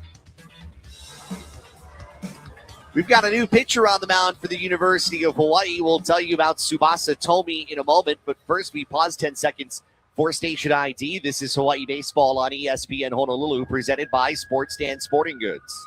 This is ESPN Honolulu, KKEA Honolulu, AM 1420 and K224FR, Honolulu, 92.7 FM. Grant Garman did a fine job out of the bullpen, an inning and a third. The problem is he gave up 1 hit, well, 1 of his 3, and it was a 3-run home run to Owen Washburn. All 3 runs he allowed in that inning and a third, which leads us to this call to the bullpen. It's brought to you by HCAMP, the Hawaii Concussion Awareness Management Program. Visit hawaiiconcussion.com, and we will see the right-hander Tsubasa Tomi, the 5'6", 170-pound junior from Tokyo, Japan. He is the best 5'7" or 5'6" reliever in college baseball, I'd have to say. At least the most appeared. He's already making his 5th appearance. We're only 8 games into the season. No record, 1.80 ERA. He's thrown 5 innings, a couple of hits, a run, 2 walks, and 5 strikeouts for Tsubasa Tomi. Face Josh Wolfert, Max Kalfer, and Caleb Duncan, 6, 7, and 8 in the Wichita State order. Wolfert 0 for 2, and he takes the first offering outside. 1 ball, no strikes. Tomi, that fastball kind of hangs around 86, but it's what he does with his other stuff. Well, he doesn't throw the fastball all that much. That's exactly right. 1 ball, no strikes. Next offering. That's a slider Fastball. down and away. Oh, that did look like a fastball to me. 2 balls, no strikes. We were talking earlier with pitching coach Keith Zuniga and talking about usually what you might see in the back end of games. We were talking about it beforehand with Tomi, then Soto, then Alkire. Mm-hmm. There's a fastball for a strike, letter high, 2-1. And just the different types of pitchers they are. Tomi just doesn't have a lot of velo. But then you look at Soto, you look at Alkire, both kind of low to mid-90s with their fastball. 2-1, swing and a foul tip back. So you force hitters to see different things when you see those relievers in whatever order, kind of going back to back to back. Well, and I think that's why it's been kind of set up that way, right? Where in the big leagues, everybody throws 95 to 100 miles an hour. It's a little bit different in college. So you want to give different looks. 2 balls, 2 strikes. Nobody out here in the top of the 8th. Tony ready. He delivers. Breaking ball. Did he go around? Yes, he did. Out number 1. Second time Wolford has struck out this afternoon. And that'll bring up Max Kaufer. So, 7-inning game to start. Took us about 2.5 hours. Yeah, a couple hours. Yeah. We started this game at about 2:35. Why are you bringing up time, Josh? I bring up time just because of kind of where we sit with these late innings. But baseball is not a baseball down and away. Baseball doesn't use a clock. Right, but we are, if this game drags, we are up against the curfew clock. That's not till 6:30. No, Josh. I know that, but if Josh, you want Hawaii to make a comeback. Well, yeah, in that case, maybe, but that's an hour and a half from now. I doubt very highly we'll be here in an hour and a half. If we are, then hopefully it's Hawaii coming back. 1-0, curveball down and outside. 2 balls, no strikes. That was the only reason I was bringing it up, really, not for anything else. You're kind of a nervous Nelly. I know. You get kind of concerned. Yeah. Or to be aware. That's all. 2-0. Tomey's pitch. That's down low. 3-0. Can see the wind blowing at his back. Those trade winds have picked up. Well, the infield now, because the sun is out, actually the entire infield, at least the pitcher and the batter, they're all in their shade right now. 3-0. That's a breaking ball on the inside corner, strike 1. 3 balls, 1 strike. Caleb Duncan waits on deck. So I would imagine get to the 9th inning. That might be the latest you see Alkire, but you got to think he's going to be in this game, regardless of the score. I agree. 3-1 is a chopper on the ground, foul just off of third. It's 3 balls, 2 strikes. So, Josh, we talk about the hitting, and it's timely hitting. It's not just the hitting. Hawaii had 9 hits in that 7-inning game. That's not bad. They have 7 as well as Cal State Fullerton, as Wichita State in this game. But Hawaii came into this doubleheader only hitting .216. 3 balls, 2 strikes. Tomey, big deep breath, and the righty delivers. That is high, ball 4.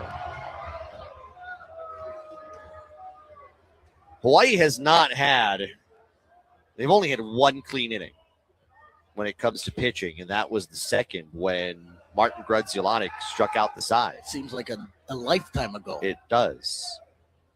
1 on, 1 out. Here's Caleb Duncan. I think he's a junior already now. Duncan struck out and has singled and was caught stealing. 7-1 Wichita State. 1 out, 1 on, top of the 8th inning. Tomey's pitch. Curveball misses low, 1-0. Hawaii bullpen back moving again. I see Dylan Waite and Cohen Barton both working. That might be a little telling. 1-0. Next pitch. That's up in the zone. Strike 1. That might be a little telling if you're talking about maybe the confidence in getting these runs back here with 6 outs left offensively. Barton's not someone you see often. And Waite, I mean, we've talked about maybe more of like a matchup lefty. You know, some days you just don't have it. Unfortunately, Hawaii has to play twice today, and they haven't had it all day.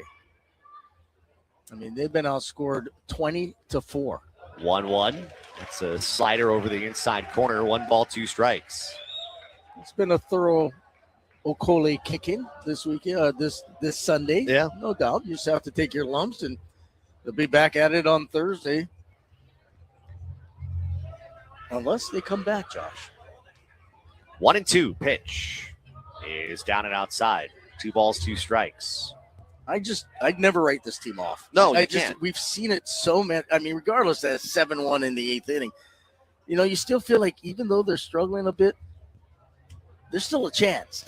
Well, and you look at that first game, And, Hawaii's down 11-0. You're seeing some guys who don't see all that much time as that curveball swung on and missed off the plate away. Out number 2. Second strikeout for Tommy. With Kalfer at first, here is Zeb Henry to make his first plate appearance. Henry in game 1 went 0 for 2, scoring twice. Had a couple of walks. But, you saw guys get in there. We saw Noah Rodriguez. We saw Taylor Takata. Garrett Greco got a hit with an RBI. So you were seeing a bunch of guys who played very little or hadn't played at all show life when they got out there. I agree. Hey, when you get your chance, take advantage. Henry, left-handed hitter, takes a curveball down in the zone for strike 1. I'm sure after this series, the coaches get together. They'll have to reevaluate things. It's early. Like we said, there's still 42 more games left after this. This is going to be a really good team. They're just having a bad day. 0-1. Big swing and a miss by Henry. Same pitch, 0-2. But you're looking for those little things that just build momentum. You want this crowd behind you, which Hawaii loves to feed off of. And Hawaii's had some of those moments. They just haven't been able to really build off of them. They just haven't been consistent, that's for sure. 0-2. That's strike 3, right down the middle of the plate. Tommy strikes out, sidesteps his way toward the dugout, and outside of the walk, he strikes out every other hitter he faces. No runs, no hits, no errors. And a runner left. Will go to the bottom of the 8th inning. Wichita State leads Hawaii 7-1. This is Hawaii Baseball on ESPN Honolulu.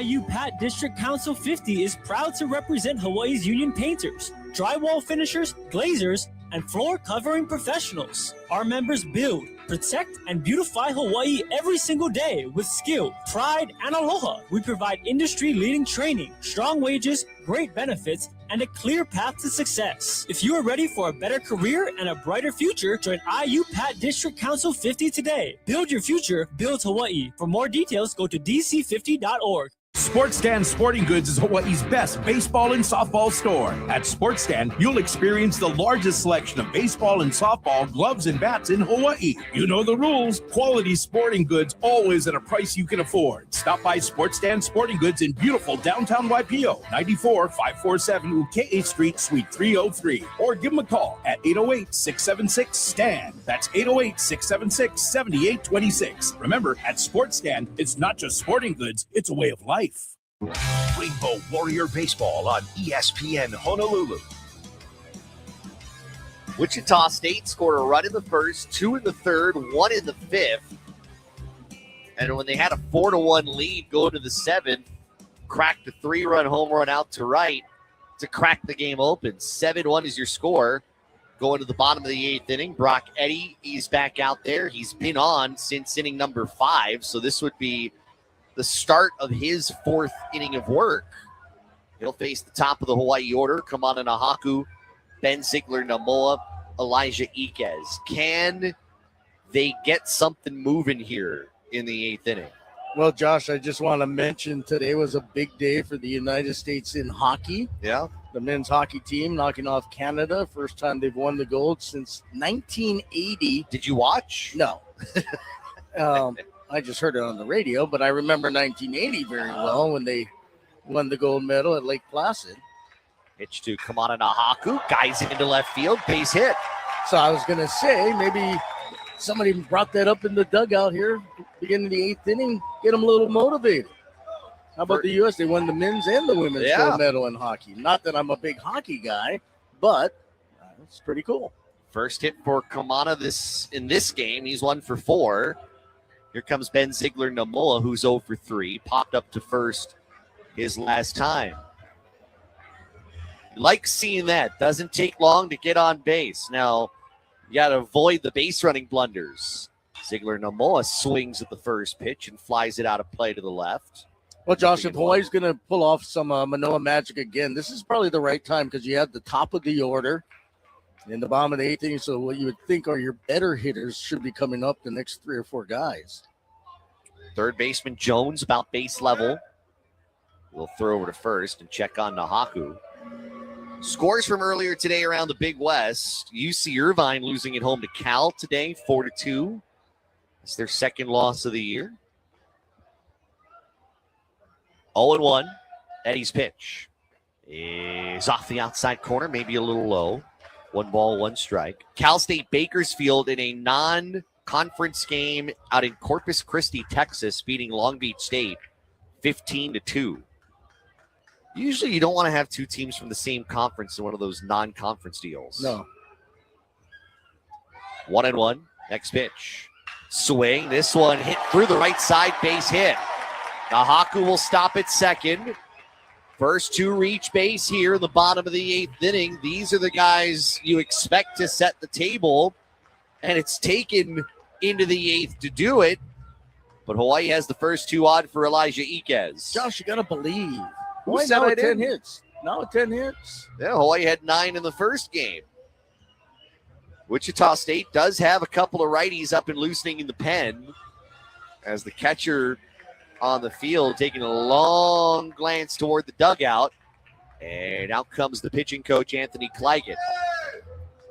Well, I'm sure they're well aware of Hawaii's late inning heroics. They saw it firsthand on Thursday. And like we said, you can't count this team out as poorly as the offense has been all day. Scotty, what do they call it? They call it 7-8-9 Bow Warrior time. Yes, they do. I don't like the Warrior. For me personally, I've always considered at least the baseball program always the Bows, right? The other sports are fine with Rainbow Warriors, and I understand Rainbow Warriors is the name of the baseball program, but I don't know, just the baseball Bows. Other scores today, UC Davis winning at Santa Clara 13-8. UC Riverside losing at home to Wagner 6-4. UC Santa Barbara 6-2 over Portland. UC San Diego falls to Western Michigan 5-2. Of course, UC San Diego had that win over number 1 UCLA last weekend. St. Mary's 12-0 over CSUN. That was a run rule game in 7 innings down in Moraga. Elijah Iquez 2 for 3, and he takes a first offering up and in, 1 ball, no strikes. You mentioned Bakersfield, Long Beach played each other in a non-conference game a couple weeks ago in softball open. Seattle and Pacific were part of a tournament. They're both in the West Coast Conference. When we did the game on TV against Seattle, I'll finish my thought in a moment. 1-0. That's on the inside edge, strike 1. So I asked the coach about that for Seattle. I said, hey, you got another team in your league in the tournament. He goes, typically we don't like that. He goes, you know how I'm going to approach it? I go, how? He goes, I'm just going to play all my backups when we play them. There's no reason to play our frontline players. We're going to see each other in conference. I don't want to show them anything. 1-1. Swing and a miss. Nice changeup down and out of the zone. And so that could have been the approach for one of the 2 teams when Bakersfield and Long Beach State played. And part of it, I'm sure when the teams were scheduled, because, going back to the previous coaching staff, these schedules happened far in advance. They were not in the same conference. Pacific in the West Coast Conference, Seattle U was in the WAC. 1-2, Iquez checks his swing and takes it low in the turf. Nice block by Kalfer behind the plate, 2-2. Well, just like baseball, softball, a lot of the other sports, unlike football and maybe basketball, their schedules aren't years in advance. They're basically put together, like I'm sure Rich is still putting together next year's schedule for the non-conference. Because football, obviously, you have the AD is heavily involved. At least they typically are, and because of the money, and you go 10, 15 years out with some of the scheduling. Not the case with most sports. I just remember Bob Coolin always saying that he would have teams lined up for years out for his tournaments. Well, what he did was he didn't have teams lined up. He would look at the weather reports, and he would see where the weather was really bad, and he would hit those teams up. 2-2. Iquez drives this down the left field line. It's going to hang up for Gustafson near the foul line. Makes the catch in fair territory for out number 1. A loud first out. Nahaku retreats back to second. Ziegler Namoa at first. So what he would do is call these teams up in February and March where the weather is lousy and say, hey, would you guys like to come out to Hawaii next year and play in our tournament? The guy looks out the window and it's snowing, and he's like, yeah, sure. He said that's how he was scheduled. When the weather was bad, look at the weather report and the scheduling and say, hey. Jake Redding singled back in the 6th inning. He's 1 for 3. Wichita State leads Hawaii 7-1. 2 on, 1 out, bottom 8. Redding looks at a fastball right in the vicinity of the inside corner, strike 1. It's still a little odd not seeing Coach Coolin over there at softball. Now, we enjoyed talking to Panita Thanatharn earlier before that Seattle U game. Absolutely. 0-1. Breaking ball. Redding. Tapper right back to the mound. Pitcher Eddie's going to get it over to first. Gets the sure out there for out number 2. Both Nahaku and Ziegler Namoa move up to third and second, respectively. Well, Hawaii's got to push across a couple runs. Let's be honest. If they are going to have a Manoa magic moment in the bottom of the ninth inning, they've got to get these 2 runs across. And they're going to call on a pinch hitter here to try to do it. That looks like Tino Bethencourt, and it is, who will hit for Taylor Takata. This in-game adjustment brought to you by Lex Brody's Tire Company. Wear your University of Hawaii apparel when you visit any Oahu Lex Brody's location and get an additional 5% off your purchase. We saw Bethencourt pick up his first UH hit in the first game of the doubleheader today earlier. Yep.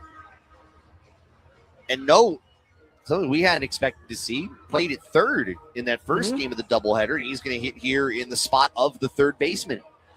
Which, noteworthy, Tate Shimao was in this game. He was pulled mid-at-bat in the 6th. Something must have happened. We don't know what. Takata came in, pinch hit for him, stayed in the game, and now it's Bethencourt.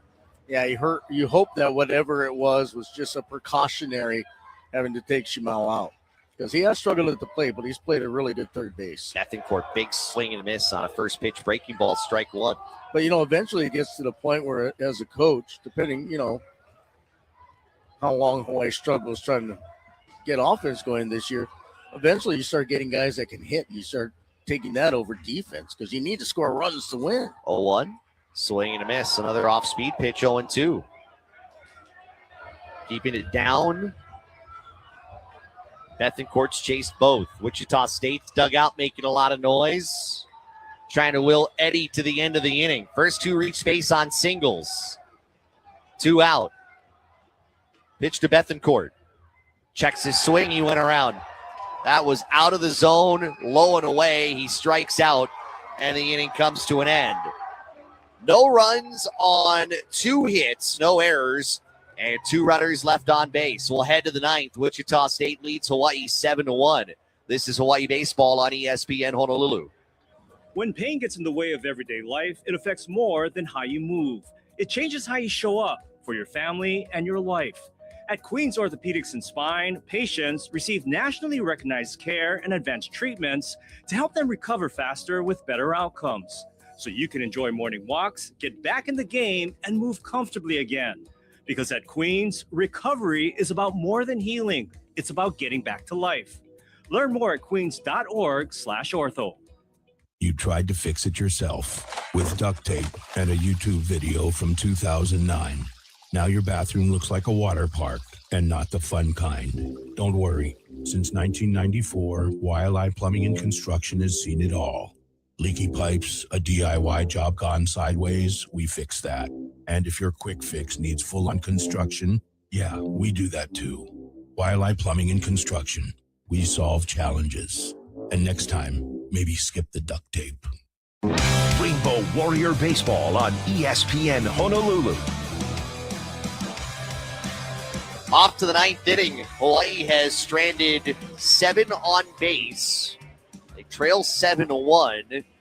And we'll get a number of changes here. We'll tell you about them. But first, we have a call to the bullpen brought to you by HCAMP, the Hawaii Concussion Awareness Management Program. Visit hawaiiconcussion.com. And it will be the Baldwin High School alum Dylan Waite, the 6'2", 205-pound senior lefty from Wailuku.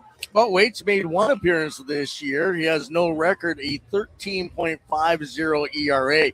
He only pitched 2/3 of an inning, and that was last week against Gonzaga. 2 hits, a run, no walks, and a strikeout. But a good situation right here for Dylan Waite to get a little work. Not a pressure inning at all, even though it's the 9th inning. Hawaii trailing by 6. And we've seen a good majority of this Hawaii pitching staff today. Yeah. Number of changes here. Bethencourt's going to stay in the game and play at third base. We'll also see a new first baseman. That's going to be Josh Martin. You may recall Martin came in to hit for Rolbecki. And Ben Ziegler Namoa will move out to center field, replacing Kamana Nahaku. Well, actually, Nahaku's going to move to left field. So lots of changes there. Robecki out. These in-game adjustments brought to you by Lex Brody's Tire Company as Jaden Gustafson faces Waite, lefty versus lefty, and the Bender's in there for a strike. Gustafson hit by a pitch and scored in the first, walked and scored in the third, hit a solo home run in the fifth, then singled in the seventh. He is 2 for 2 officially. Gustafson, Ulloa, and Jones, top of the order. Waite starting off the inning. Next pitch is slapped foul the opposite way to the left. I think Waite's role eventually will be a matchup kind of a role where he'll come in for lefty versus lefty, maybe one or two at bat guys. But with Hawaii trailing 7-1 in the ninth, I think the idea is to try to get him out there for the whole inning and not give up any runs. But he could be a good matchup against left-handed hitters. 0-2 to Gustafson. Waite ready. His pitch is swung on and sent out of play to the left. Well, to say Hawaii or to say today was disappointing, even though the game's not over, would be kind of a bit of an understatement. They're going to have a couple of days to stew it over before that Ball State series. Two-strike pitch. They'll get it figured out, Josh. That's down and away. Breaking ball. 1-2 to Gustafson. Now, Hawaii in the ninth. They'll need a lot. It'll be Martin, Watanabe, Nushida. 6, 7, and 8 in the order.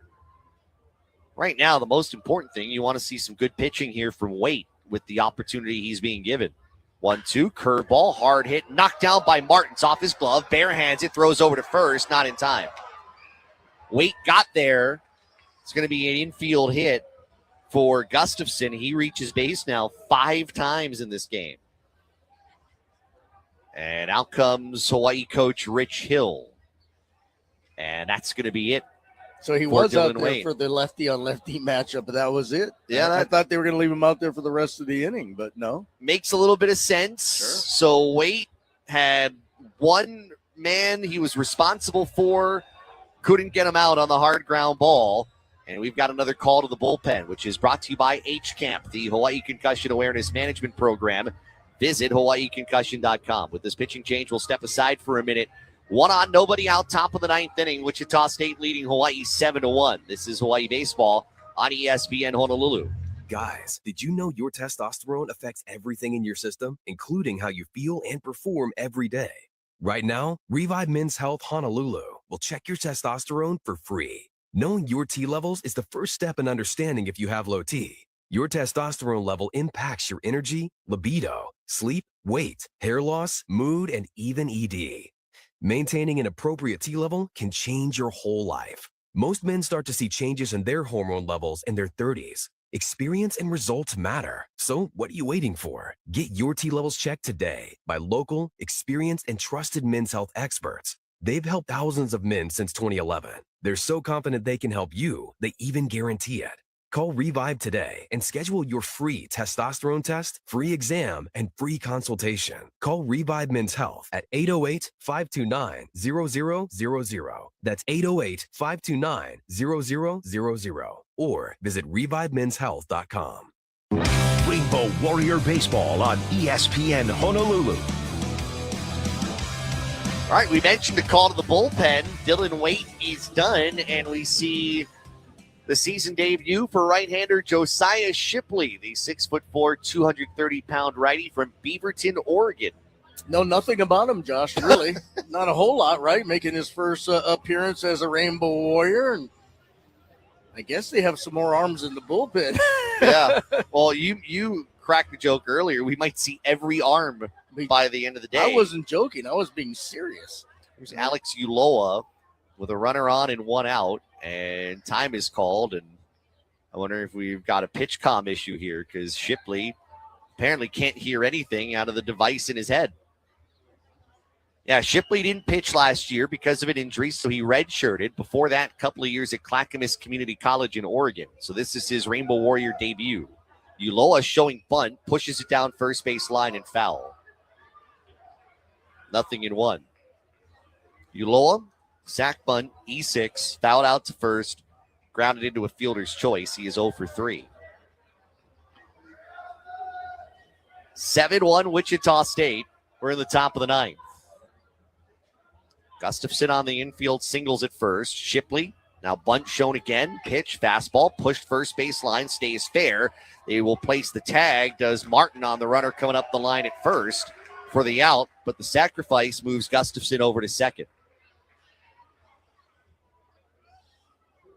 Sack bunt, 3 unassisted. And here is Jason Jones. Hawaii does have one more pitcher throwing out there. That's Cohen Barton, the right-hander. Yeah, he was warming up early, and that's probably it, right? Can you think of anybody else that's healthy? Yeah. I mean, there are guys listed, as we'll see a warning for engagement. Aren't there like 18 or 19 pitchers on the roster this year? Yeah, there Feels are. like we've seen about 18 pitchers today. It does, yeah. We haven't. Hawaii threw 6 in the first game. We saw the season debut for Bobby Presbach. We saw the Hawaii debut of Derek Valdez.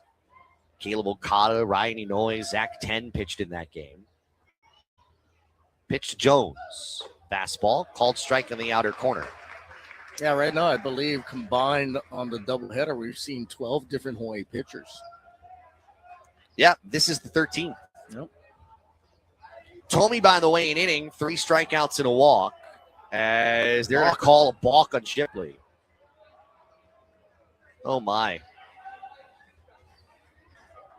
This game has featured a couple of pitch clock violations. It's sloppy. Yes. It's been a very sloppy game by Hawaii. Yeah.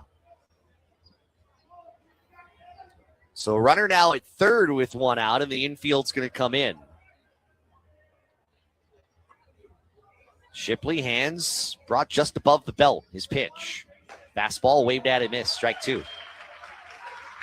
Dylan Waite faced one batter, gave up a hit. Through 5 pitches, 4 for strikes. But he is responsible for Gustafson at third. 2-strike count. Shipley's pitch. Down and outside. Great block by Redding. It's 1-2.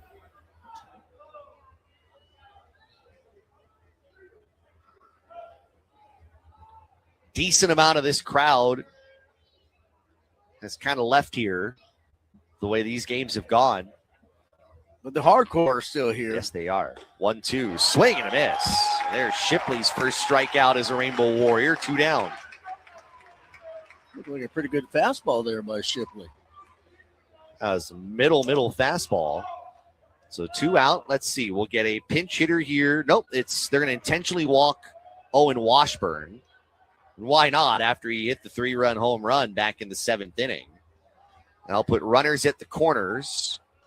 And on comes Nolan Ganter. Ganter 0 for 4. Struck out looking his last time up. So Shipley hoping to shut the door here.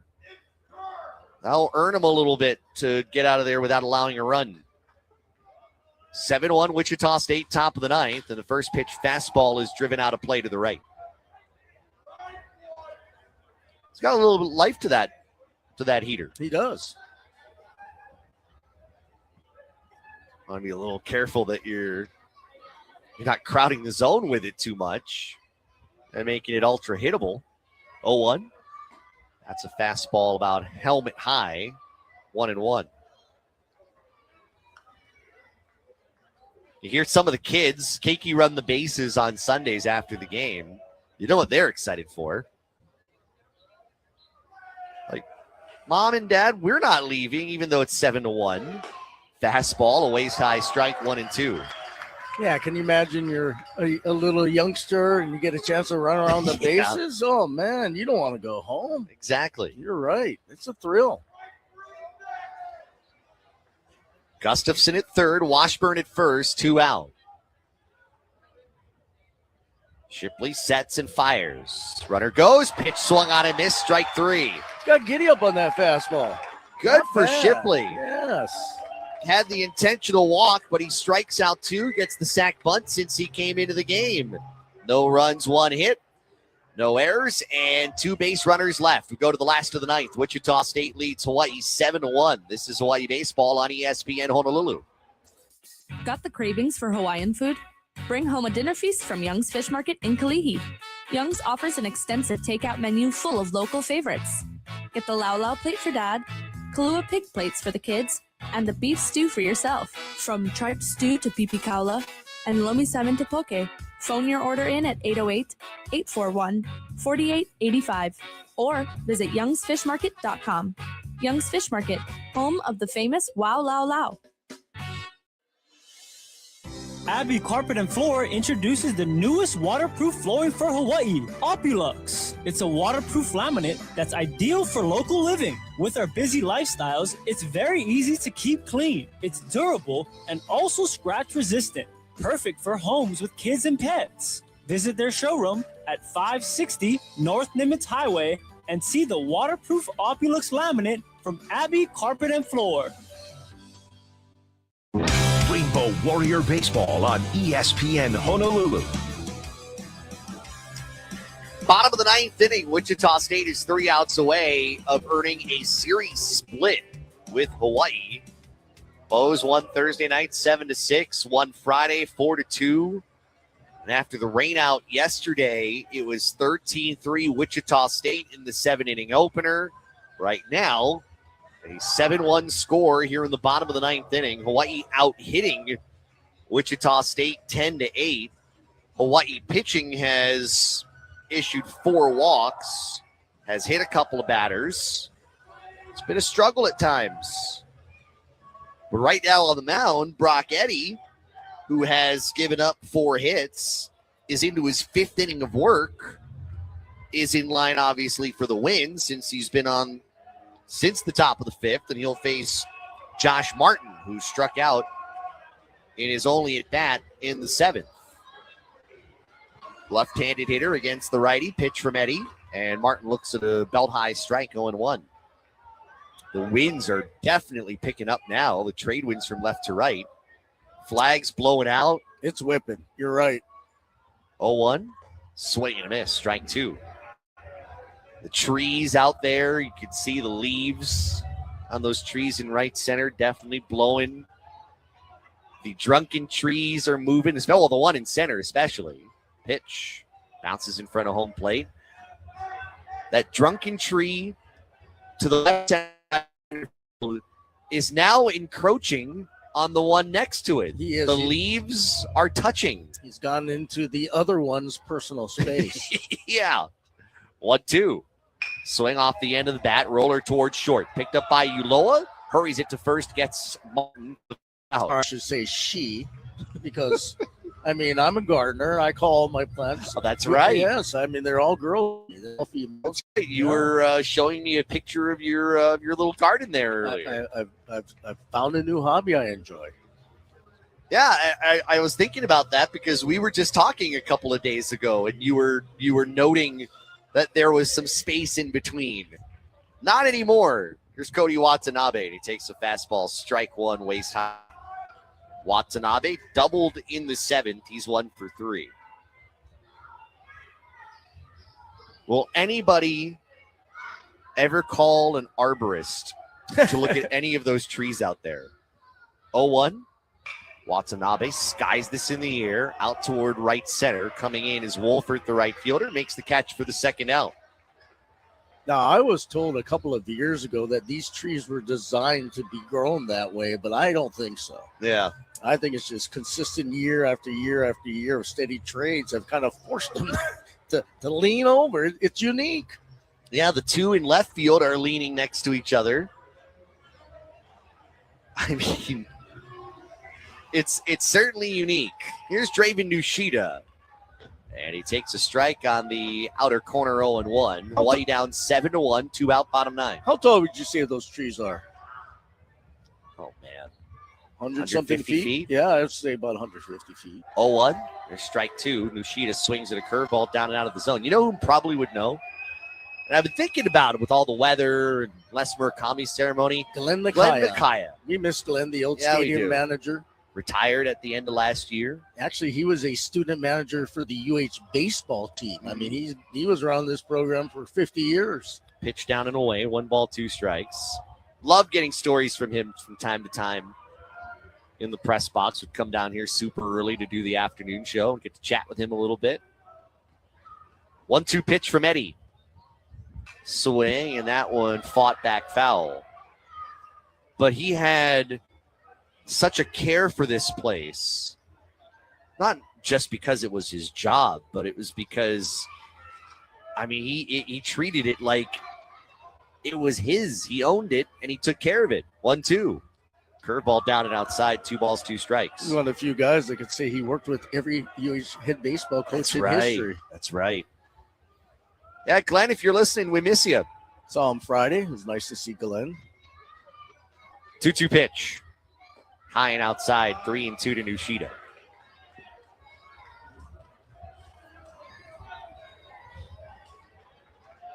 Well, I'd love to show a little bit of life here. They've kind of shown it in flashes. They just haven't been able to scratch across runs.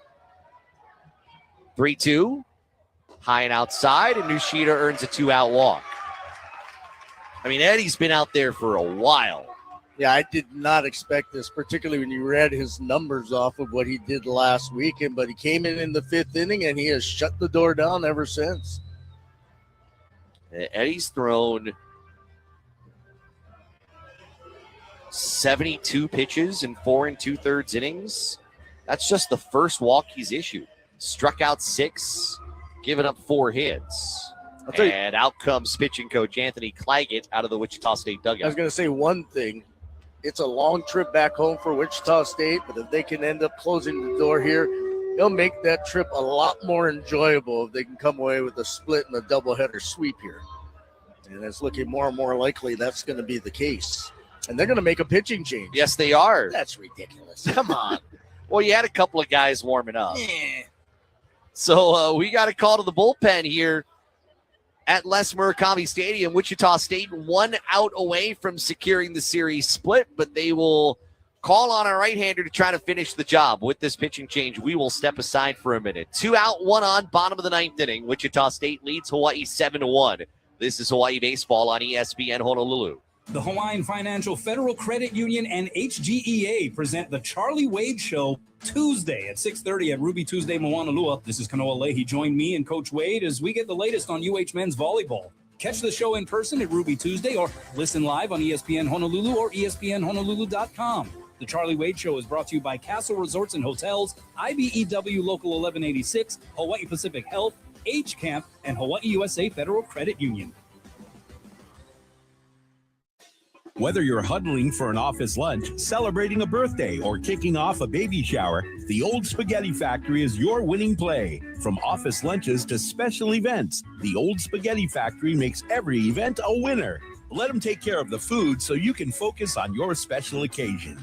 Go to osf.com to book your event today. Family owned and operated and making memories in Hawaii since 1978. The Old Spaghetti Factory, where every gathering is a home run. Rainbow Warrior Baseball on ESPN Honolulu. All right, Wichita State goes to its bullpen and calls on right-hander Brady Pasha, a 6'3", 205-pound grad student right-hander, Scott. Yeah, making his 3rd appearance of the year, 2nd in this series. You saw him on Friday. No record, no ERA. He's only thrown an inning in 2/3. 1 hit, no runs, 2 walks, 3 strikeouts for Mr. Pasha, Pacha. Kind of interesting, though, up 7-1, 2 outs, and you bring in somebody to try to close the door. A little surprising, but, Eddie, you mentioned he had thrown a lot of pitches, and he was outstanding for Wichita State. I'm sure Coach Green is very pleased with what he saw from that young man out of the bullpen. And I think, coaches are always on edge until that final out. I get it. And I think Coach Green really, really wants to try to get this win. So he wants to bring in Pasha to make sure they get the W. I guess, you know what? If you've been warming up for a little while in the last couple of innings, why not? Try to get an out here. You'll face Christian Hoffman, who struck out twice and has doubled. Hoffman swings at the first pitch, fouls it off the inside of his right foot. He's going to limp that one off. Hoffman hit Hawaii's first home run of the season in Game 1. going opposite field out to left. And he's going to give himself a pause. Yeah, He's that limping that off. I've seen guys break bones in their feet when you foul a ball off your foot. I can remember the great Matt Williams for the Giants back in '94 before the strike, and he's hurting. Yeah, Hoffman. He is hurting. The trainer's going to come out. Trainer waited, and sometimes you want to kind of wait until if the hitter's fine, then you just kind of go back in the dugout. But Hoffman was like, "Yeah, come on over." Well, keep in mind also, other than the injury to the pride today, Tate Shimao had to come out of the game with an undisclosed ailment. We're not sure what happened. And Hoffman, they're looking at his foot. And like I said, you foul a ball off your foot, you could break a bone in there and be out for the year. Right. And at first, it didn't seem like it would be, all that terrible. But he started walking around. He's like, hey, something's not right. And the trainer's still down on his knees looking at that right foot. I think Rich Hill's going to get a pinch hitter ready. I think so, too. I think he'll have to. And they're calling somebody else out now.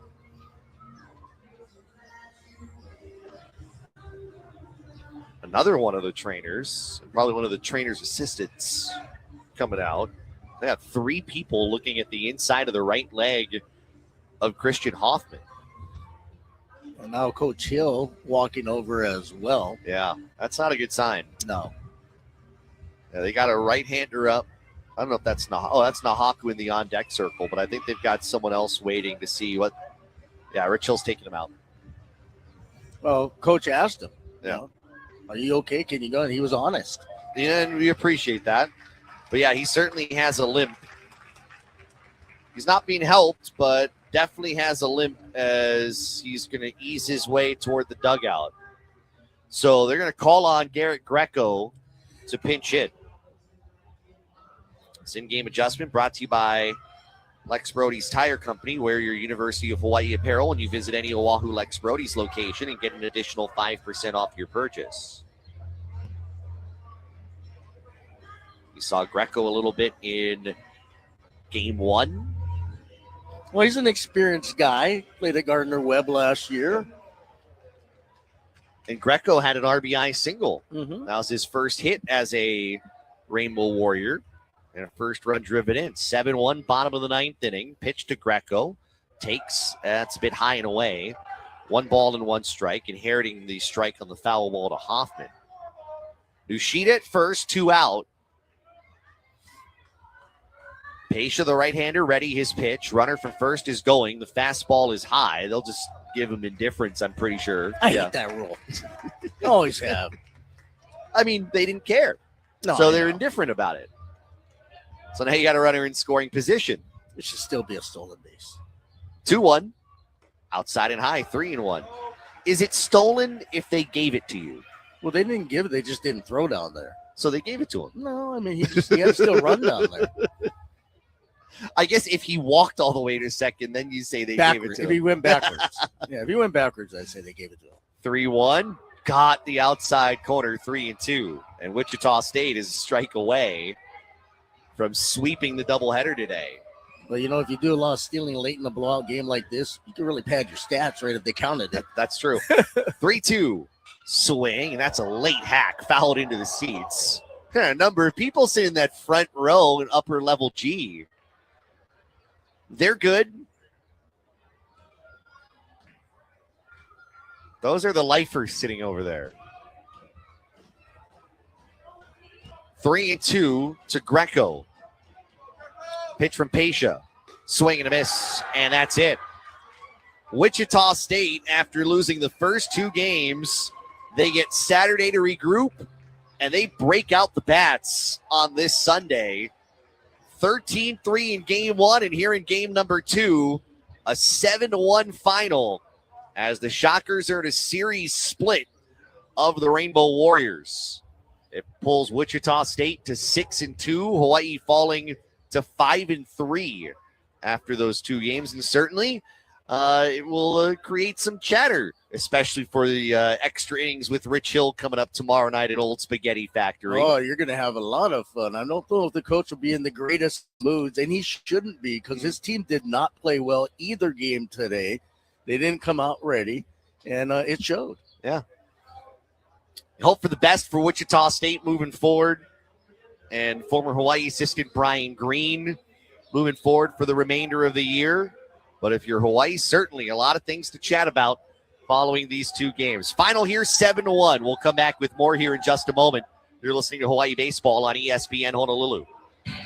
Lex Brody's Tire Company would like to say thank you very much for supporting UH. Wear your favorite UH gear into Lex Brody's and get an extra 5% off tires, brakes, and most other services on top of LexBrodys.com Super Saver coupons. You're the best fans, and Lex Brody's voted #1 in North America is the best choice for brake repairs and to purchase tires. Please visit LexBrodys.com for additional details and to set an online appointment. Thank you very much. Tire Company. You tackle an endless to-do list every day. It may seem like a thankless job, but you know better. It's the little things that matter most. That's why you'll appreciate the enduring value of the Michelin Defender tire. Designed for doers like you, Michelin's long-lasting tire keeps you on the go longer, so you have one less thing to worry about on your next road trip. Stop in today for miles of uncompromised safety and performance. Visit LexBrodys.com for the best tire value on Oahu. Thank you very much.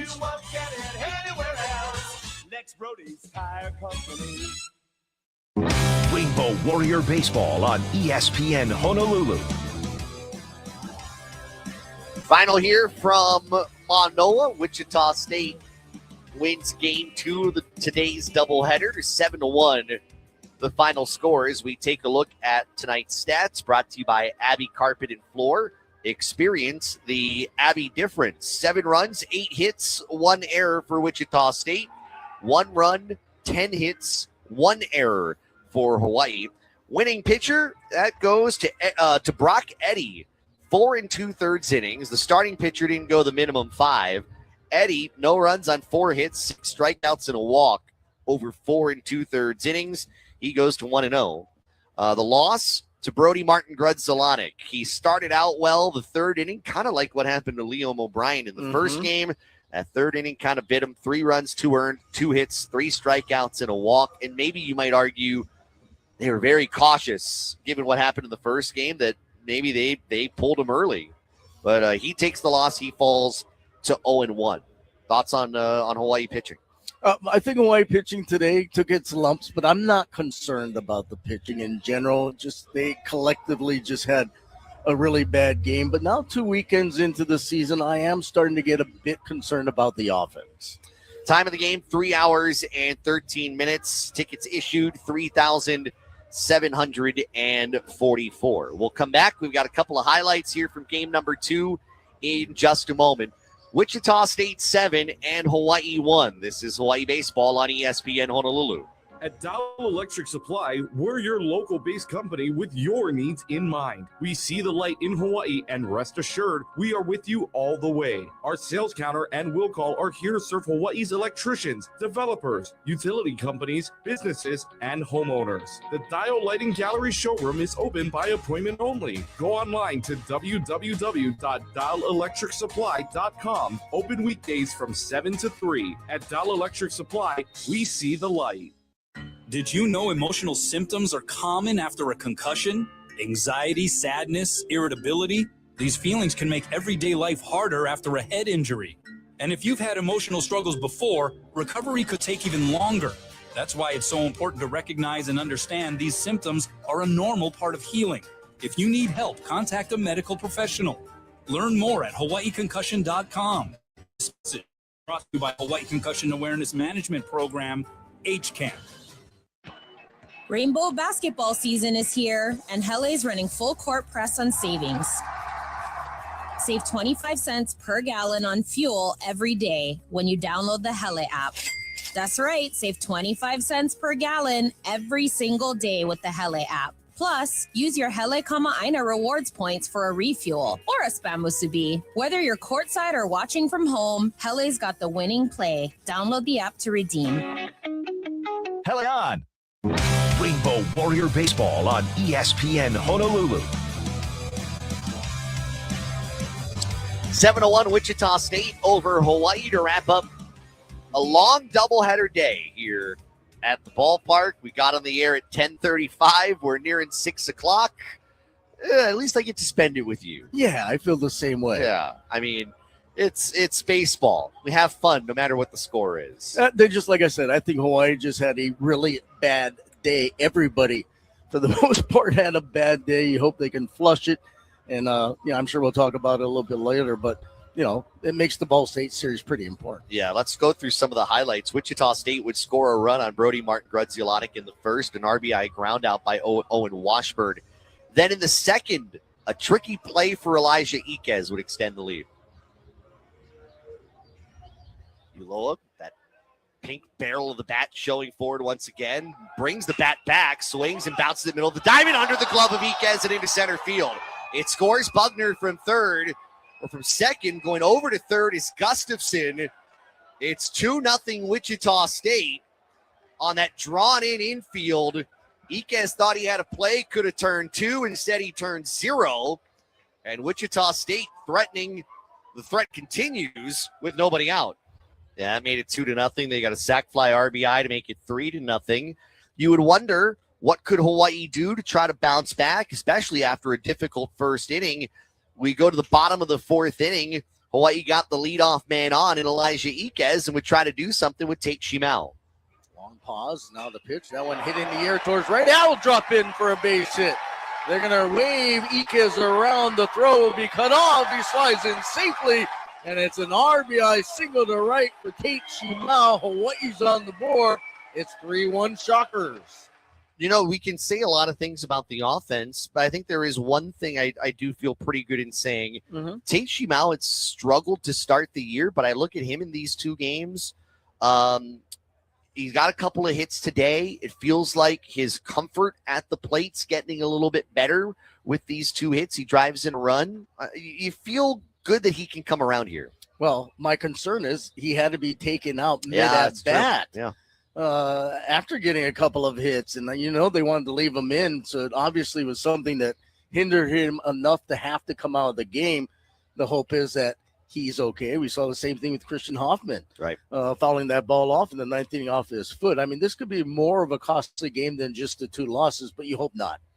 It was 3-1, and you go to the top of the fifth inning, and I'm thinking about basketball. I'm thinking about when Hawaii would put up a big run, or they'd make a big play, and then all of a sudden Wichita State would do something to silence the crowd. We kind of got that in the fourth with Shimao's RBI, but then Wichita State with the big stick the very next half inning. And Soto ready again. That pitch hit well in the air out towards right. That one's got a chance. That one is gone. Cattell wants it left the bat. Gustafson, it got up in the air. It might get out of here, and it definitely did. So a solo home run to right off the bat of Jaden Gustafson, and it's a 4-1 Wichita State lead. Gustafson's first home run of the season. That would make it 4-1. I was thinking UC Santa Barbara. There's been a lot of teams over the last couple of days. UC Santa Barbara, I'm thinking back to last night. And it would stay 4-1 at that point. But in the top of the seventh inning, maybe the swing that just broke Hawaii's back came a little bit later in the order. 0-2. Swing, and this one driven deep down the right field line. Hoffman giving chase. That one's over the wall and gone. Owen Washburn, a 3-run home run about 20 feet inside the right field line.